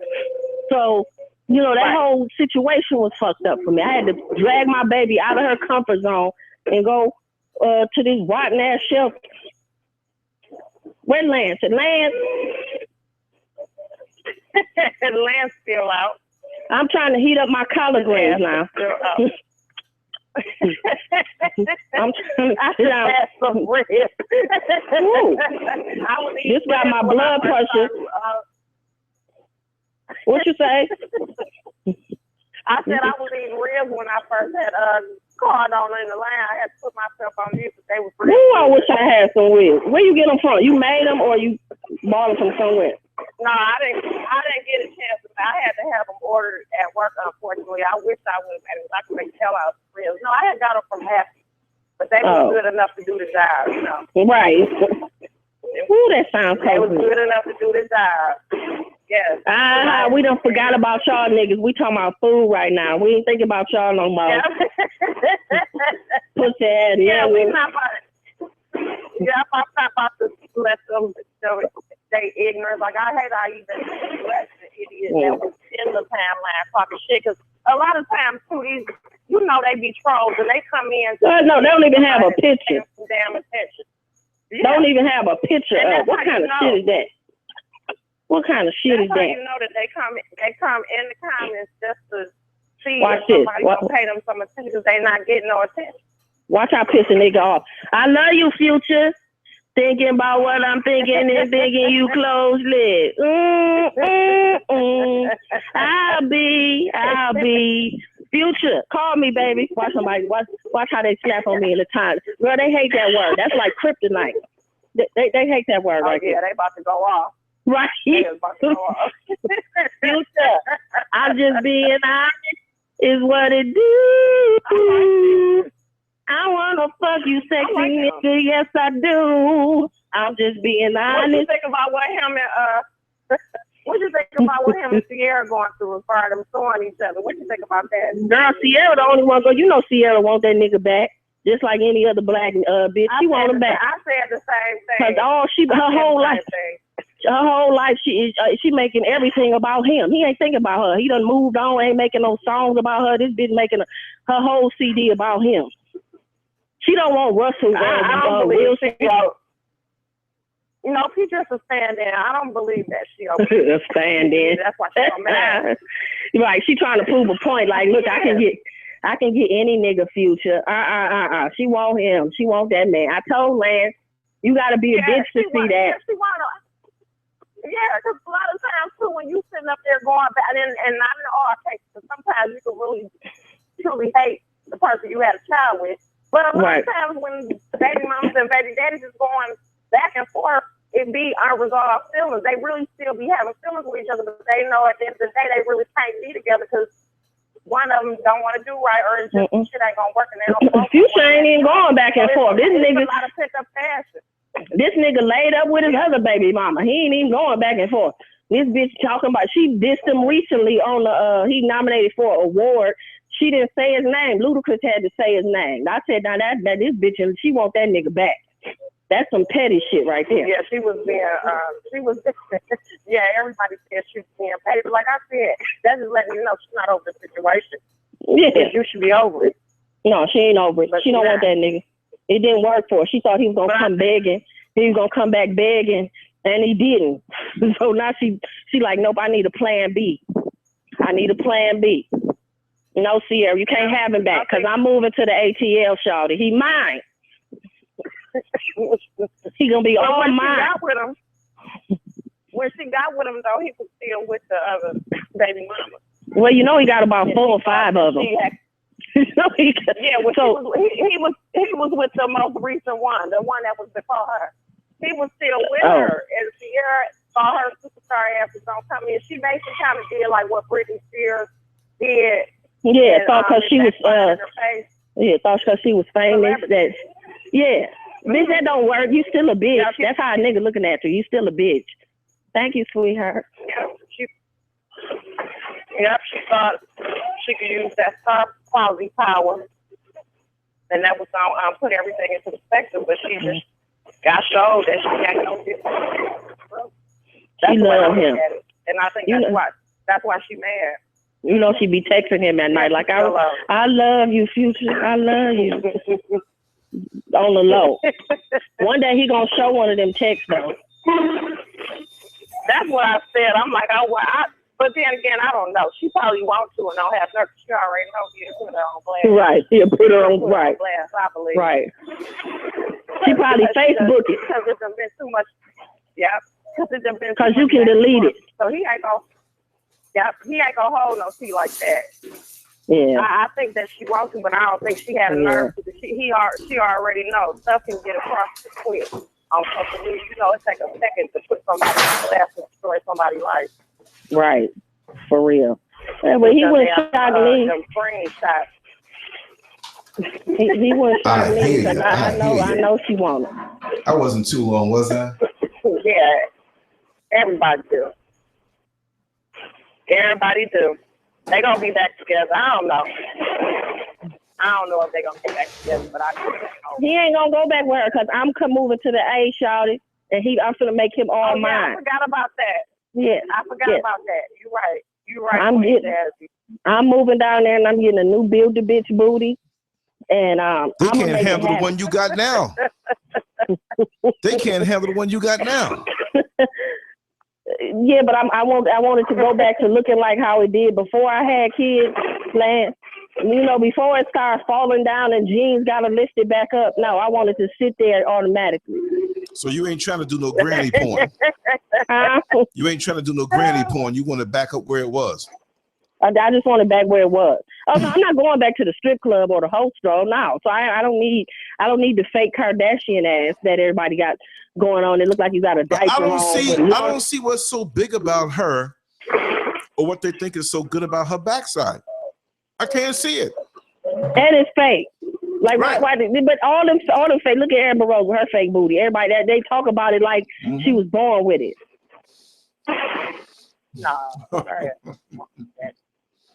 I think she was one of Kim Smedley clients. And Kim Smedley on some of her interviews and kind of alluded to that. She kind of alluded to the people that she did job on. Like she definitely alluded to the fact that she did Nikki. But they all lie and say they ain't did nothing. They lying. They all of them lying. All of them had surgery. They all came from that same walk of life. So they lying. Yep. All hoes lie. They don't want you to know. They want. You can look at them and tell. I don't even see how they don't think that somebody can tell the difference. Yeah, and then they hold the rest of them fake. That's something different. Like, why would they? Okay, so they got fake boobs, fake this, fake that, but they booty's gonna be real. Them bitches went all the way, build the bitch in. Yeah. All the way in. You looking crazy. And the other hoes came out. You heard when the other hoes came out and said, Kanye been a trick. That's all he wanted to do is trick on strippers. He tried to get us all to come out the strip club. Wow. Oh yeah, I remember that that lady came out when him and Amber had first got into it. We got to get her on here. The other stripper came out. You see that? Oh, Lance. Mm-hmm. You see that white bitch, the lady that I tweeted you, right? That was fucking that one little niglet rapper. You see how ugly she was? Yeah. From what Ray Smyrna, man. And I seen a video where they was talking about it, and I couldn't believe this bitch looked like she was a before picture without an after. I mean, real ugly. And then they trying to. So this with these little niggas. These are white bitches. They pushing on us. You want us to accept, nigga? We don't even understand. I mean, this little boy cute. You know that rap group Queen. That I don't know now song they sing. Ray Smyrna.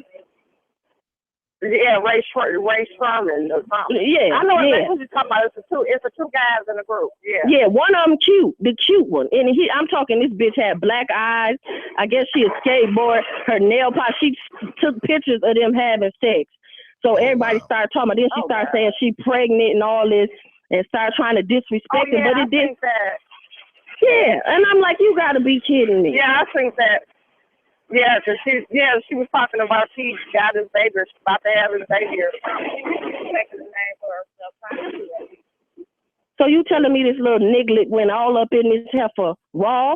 I mean, did y'all see her? Did nobody see the picture? Did you see the picture of her, Lance? Yeah. Oh man, raw. Yeah, I seen the picture of her. Yeah, she's terrible. Right. I think that picture.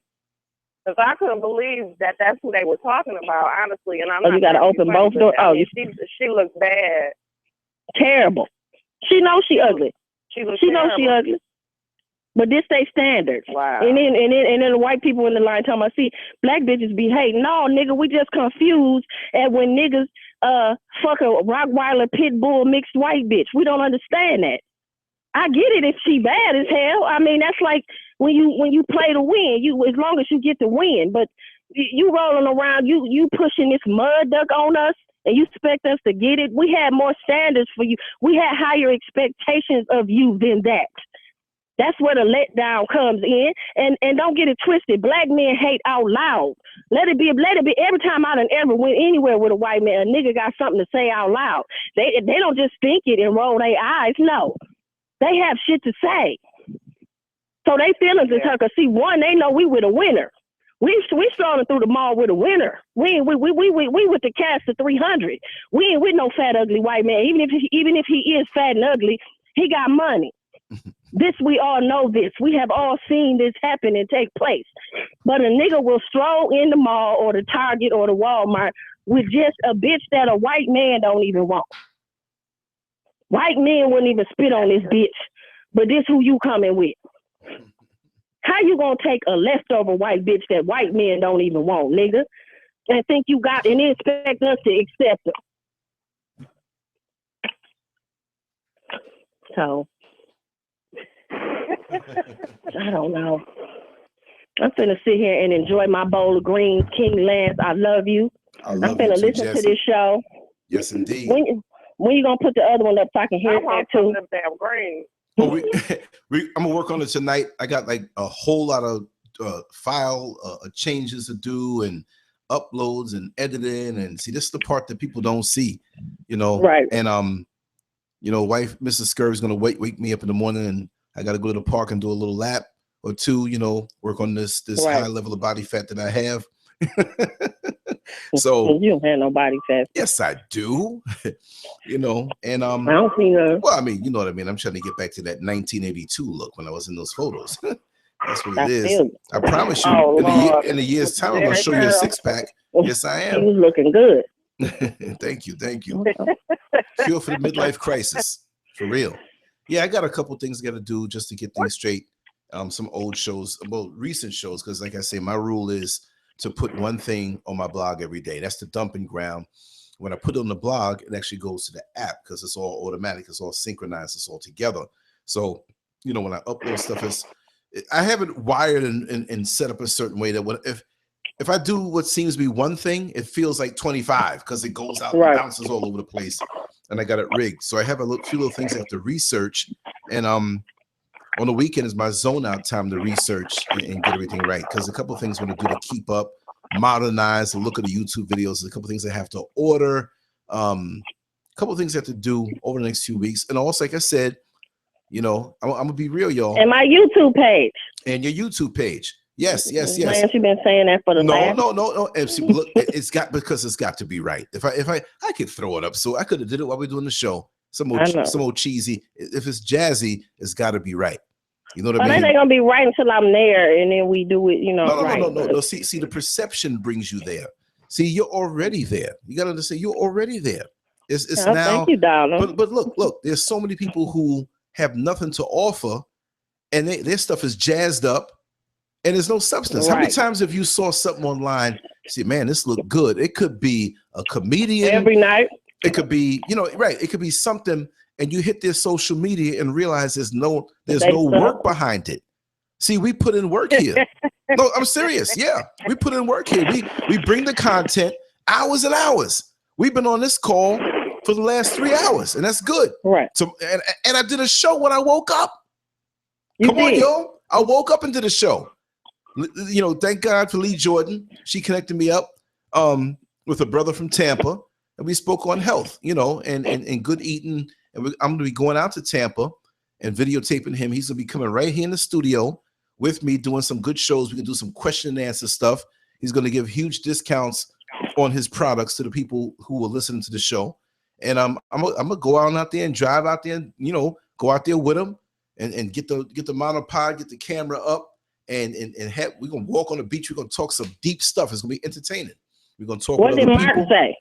Oh, Mark was loving it. He just, you know, he had a rough week, meaning that he pushed hard because he's a hardworking brother, so he pushes. Yeah, he is. And so, you know, it's like that. Sometimes I have nights when I'm in here working, and my energy level, I can feel it coming down slow. And all of a sudden, boom! It's like, I've got to get out of this room right now. Right. You know, because you can't never tell what time it is since I blocked the window up behind me and put the big YouTube logo up there. So you're disconnected from the rest of the world. So sometimes I'm in here for an hour, but it's really 5. And it's like, I've been in here for 5 hours because you can't see the sun. You know, it's crazy. When you've been in here all night and you come out, I say, man, it's daylight outside. So I don't put clocks in here. I have to strain and look at the lower right-hand corner of the computer, you know, but yeah, we put the work in, and that's what it's all about. Some people or some channels, they put up work and they admire it and look at it for a few days. And everybody has a schedule. It doesn't mean everybody has to do everything every day, but to keep it rolling, you got to put the work in and make people believe in you and let them see that, well, you know what? He missed a day or two, but we know he's going to make up for it. And the worst thing to me when building a brand is that you have people who they talk all this stuff and yeah, I'm doing this, I'm doing that. And you go to their site, their app, whatever social media they have to look for the content, not just the fluff around it. And they ain't put up nothing for 3 months. How you going to do that? I look, when I'm doing something today, I know what's coming tomorrow. And other things drop in my lap. My goal is to keep more stuff going out than people can keep up with, right? I mean, that's a beautiful thing. Man, Scurv, you put down so much I can't, because the folks in the world don't have all the time just to watch me. I understand it. You got a life, you got to sleep, you got to get laid, you got to pay your bills, you got to wash your musty balls. You know what I mean? Got to wash your salty coochies. Thanking pussy. Yeah, I said it a different way. Yeah, so, you know, if they can... smelling pussy. No, but see, the thing is, like, with I follow boxing real heavy, and I follow several channels that bring boxing news up to date, and I like it actually when I'm like, I like that show you did about Adrian Bronner. Oh, you like that? You like that? I had to do that. Him. I want to do some more boxing shows and talk about. But I'm heavy into it, and I want to have at least once every 2 weeks we do a live show or something like after a big fight, or during a big fight we chop it up and talk about boxing because that's something I love. I'm a frustrated, you know, boxer. You know, I always wanted to do that. Did a little bit, but I did the bodybuilding more. But anyway, you know, that's the most disappointing thing, is to have it where you go to a favorite page or something where somebody does something that you kind of like, but they're not putting in the work. That's terrible. I love to see it where, oh, so-and-so uploaded this 2 hours ago, or this person uploaded this 3 hours ago. It's like, man, this is fresh stuff. That's the way it is. So that's my own timeline, and that's how I get down. That's how it works. You know what I mean? Oh, we got somebody new on the line. I don't know if you want to talk. 651. Talk to us. Unless you want to be quiet and listen. That's cool too. You know, so feel free to join in. Shout out somebody, Lance. Yeah, sure. I wanted to shout out the Advice Show. He followed me on Twitter, and I was watching his live show today. Yes. I don't agree with everything he say neither, but he do a good job. So, you know, I just wanted to shout him out, you know, most def. supporting the LanceScurv show, because I know he watched and pay attention. So that's all. Okay. Much love. Got to have a lot of unity out here and support each other's shows like we do. And, you know, I'm open for interviews. And anybody can come here and get their interview on. You know right. that. We need y'all haters. We need y'all. Because, see, one thing about it, Marlon, is I know you're watching, Daddy. I know you're watching. I don't give a fuck how fucked up your comments is. Keep your fucked up comments coming, baby. Because I know you're watching. She know you're watching. That's all. Keep it coming like KC the Sunshine Band. Keep watching. It coming, love. Keep it. I'm having a 1970s brain attack these days. I'm going back to the 70s, y'all. It's too jacked up in the new millennium. I'm telling you. Listen. Leave your 2016. worries behind. Rain, shine, won't mind. And we're riding on the groove line tonight. Doom, doom, doom, doom, doom. Doom, doom, doom, doom, doom, doom, doom. Oh man, let me tell you something. I had Heat Wave the Groove Line. I used to play that song every day. And let me tell you something. We would have parties, right? And everybody would bring their records.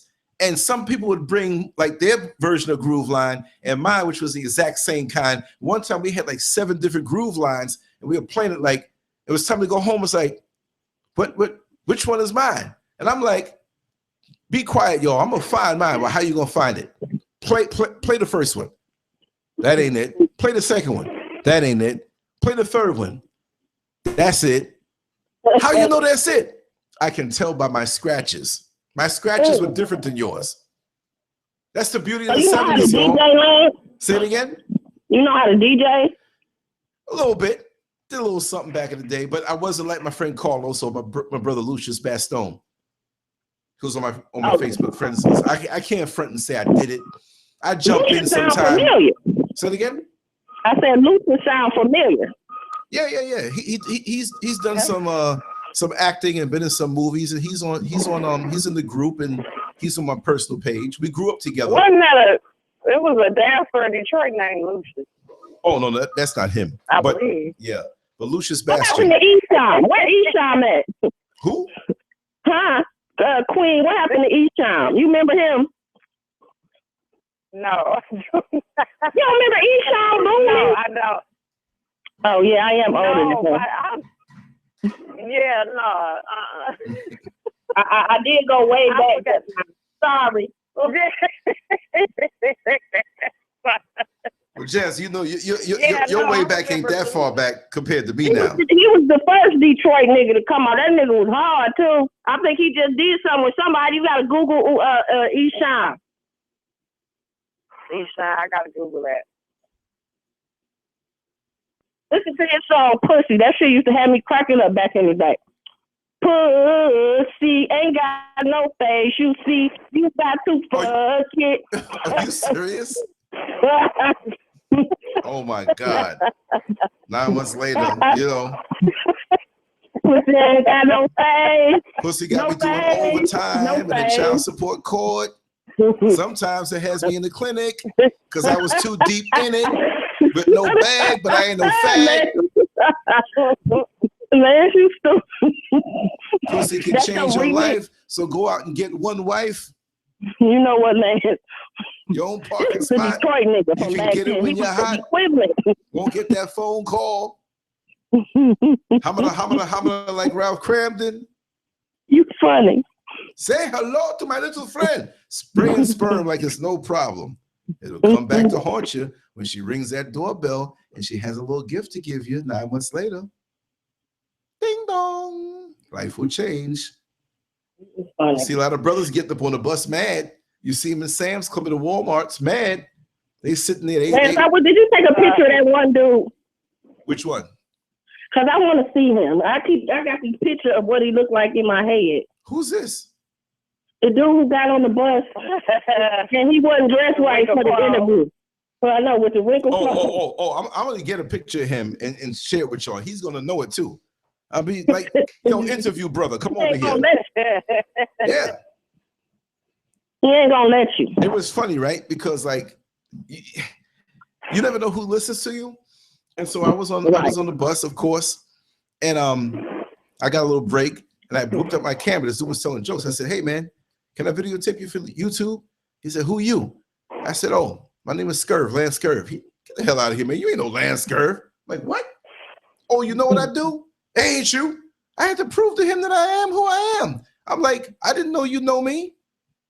But people don't believe that you got to work a job. They think you somewhere, living high and mighty. Shoot. Right, on an island somewhere with 8 bad. Did he not see your picture on the damn channel though? Well, I mean, yeah, but for some reason they see me in the daytime on the bus in a uniform driving the bus. Oh, it probably throw him off. Okay. That happened to me a couple of times. But I was flattered. I said, that's an invert compliment that you knew me before I even, that's cool. Man, you ain't so-and-so. All right. Okay. Well, my queen Leo, call me when you get off of work or tomorrow. However, I wanted to chop it up with you because we can come up, brainstorm, and come up with some shows to do. Oh, heck I was talking about doing a spoken word show. I call you. Are you you about to go to sleep or whatever? No, I'm about to do laundry. What? Oh, I'll call you right after we get off of here. Yeah. Well, we can wrap it up later. I'm gonna be in the laundry room. Yeah. So call me like in about 30 minutes. Yeah. But I love you, Lance. I love you too, Jazzy. I love you. Did the other guy hang up? Yeah, there's He stopped talking. Yeah, there's somebody here from 651 that wants to remain silent. That's cool. Okay. And there's a couple of viewers here, and I want to get your feedback. And what's the oh God, there's so many numbers in my head that I want to give out. But listen, y'all, download the app, share a selfie, leave some comments, subscribe, LanceScurv.com, everything Lance Scurv on social media. The Lance Scurv app at the Google Play Store. Download it, it's free. Everything we do, you can catch. When you're in the bathroom or the bus stop or the clinic waiting room itching, you can go there and take your mind off of things and enjoy what we. Or you're scrubbing your musty balls. You can have the phone in the other hand, And we're gonna do it. And we're gonna do another musty ball show tomorrow night. It'll be late when I come in from the second gig because a black man got to work 2 and 3 jobs and sing his Negro spirituals, dreaming of a better day. But until then, well, that's black men and don't make excuses like you. Oh, I take it on the chin and keep on coming, keep on swinging. And it's only 5 of y'all, man. So stop it. Oh damn. Y'all in the timeline. Y'all don't even have what. You got to get your first job first. Oh, I knocked that out. That's 10 hours a day. Then the second one. Then the chores in the house. I was cutting grass. I was doing stuff today. I was out in the yard doing some heavy stuff in the sun. Went on to the second job. Even when I'm off from working. Yeah. Live below the means, accumulate, work hard, stay focused. You know what I mean? Do my shows, I do my writing and everything. So that's how we do it. You're talking another language. Huh? That Kundalini energy late at night when you said you're talking another language to them. They don't understand that. Oh damn, that's messed up. That's messed up. You talking Creole to these niggas. They don't know. No, but it's funny.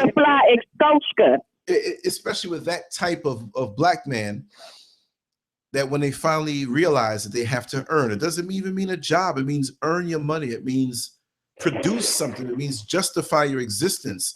I hope y'all out there with the. I hope y'all support Kanye because he on minute 15, and he about to be poor, and that bitch leaving him.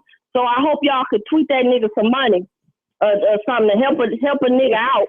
Y'all want to come to his defense because see that white bitch ain't gonna be there when he broke, and he is broke. She's sitting on 100 million, and that nigga 50 million in debt. Come now. She said, "Come now." Oh man. I don't need no introduction.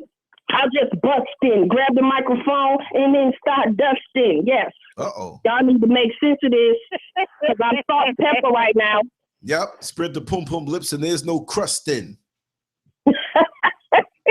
Spread them toes, and there's no musting. Drop some beats on.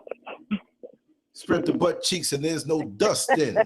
Clean. You know what? The gynecologist opens it up wide, and every time I go, he's getting a free ride because he doesn't have to do no damn work. I'm stupid like that. Man. You start and I finish it. Oh man, y'all making my night go bad. We got to do that's for our upcoming Cypher show. For y'all real. Stay tuned because we go in. We'll take niggas out. Mm-hmm. We go in like a gerbil in a gay man's ass. In the hospital room, embarrassed and sitting down with no class. Did you hear Lance rapping when we did that Rebel show? Huh? Oh. Lance, I was weak when I heard that shit. Because I can't really tell what you're saying when we doing it, but when I listen to it, right. I said, no, this nigga like a sex tape. You can't really tell what I say when we doing it. Yes, baby. Well, I'm gonna go take care of the children. I'm gonna go wash and do things and big up ting and do what we gotta do. So until next time, Jazzy on the house. You have to come back for some more, you know. Next time, Jazzilla. Yes. She got thing to do. You cheat him, man. Batty boy dead. Batty boy. Me got no respect for you. Me got no respect for you. Me put 2 to your head. 2 to your head. More fire, more shot. Shot the pussy. Blood clot. Me got no respect for you. Me done up. Me done. Me gotta go. Me got things to do. That's never job. It never end for a black woman. It never ends, man. It never ends. I love y'all.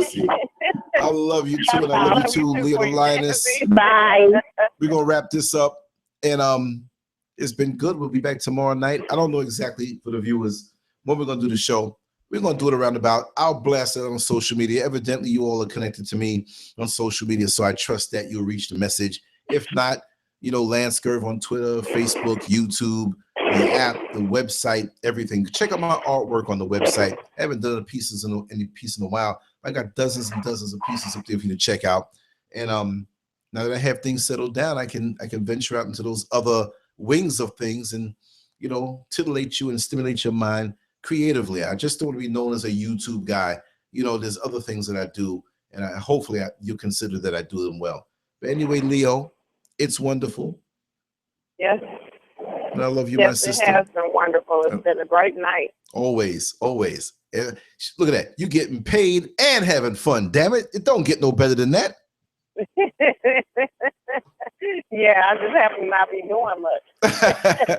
We need more people on the night job, the night shift to tune into the show because this is a savior. You can just call in. The numbers are out there. It's a wonderful thing. And make the time go by. Exactly. Make the time go by fast. It makes it better when I go because I'm a little fatigued right now. I'm looking rough too. I'm like, man, I had a long day. Knuckles looking rough, face looking rough, and my head looking big. Like I said, the little baby on the bus, mommy, how come that man is driving the bus with a helmet on? I said, shh, that's his head. I'm like, damn, I know my head is big, but the little kid thought it was a helmet. Anyway, listen, Leo. Oh my God. Love you. And yes. Link up with Jazzy. Love you too. Let the female energy flow. Come up with something, and we're gonna do it, and we're gonna make this thing. Yeah, we're gonna come up with some awesome ideas. Exactly. And you drop those ideas, drop it like it's hot right on me, and we'll put it out there. Okay. Sure. All right. Anybody who's out there, yes, absolutely. Hit me up 407-924-8793. I'll be here for a little while longer. I'm gonna be doing some editing, and like I said, I want to hear from you. Text me, call me, whatever have you, and we're here. Listen, you have a wonderful night. Finish up work. Thank you for your time and your wisdom as always. And I'm loving it. And I couldn't do this without you, Jazzy, and all the folks who are watching and help to share and spread the links and stuff like that. It makes me sleep really deep and good because this really helps my life and I really enjoy it. Validates me. Thank you. I enjoy it too. I appreciate it. I appreciate the opportunities, and I love Queen Jazzy. Oh yes, oh yes. I mean, if it wasn't for this whole setup, I'd be some dude sitting on the garbage can drinking a Heineken, waiting for the weekend to end. Like, damn. Anyway, I'm gonna go. You have a good night, sweetheart. I'm definitely gonna give you a shout out tomorrow. I know you're gonna rest a little bit, but I'll throw you a text. Answer me back when you can. Okay. All right. Have a good night too, Lance. Okay, sweetheart. Take care. Okay. All right. Bye-bye. Bye-bye.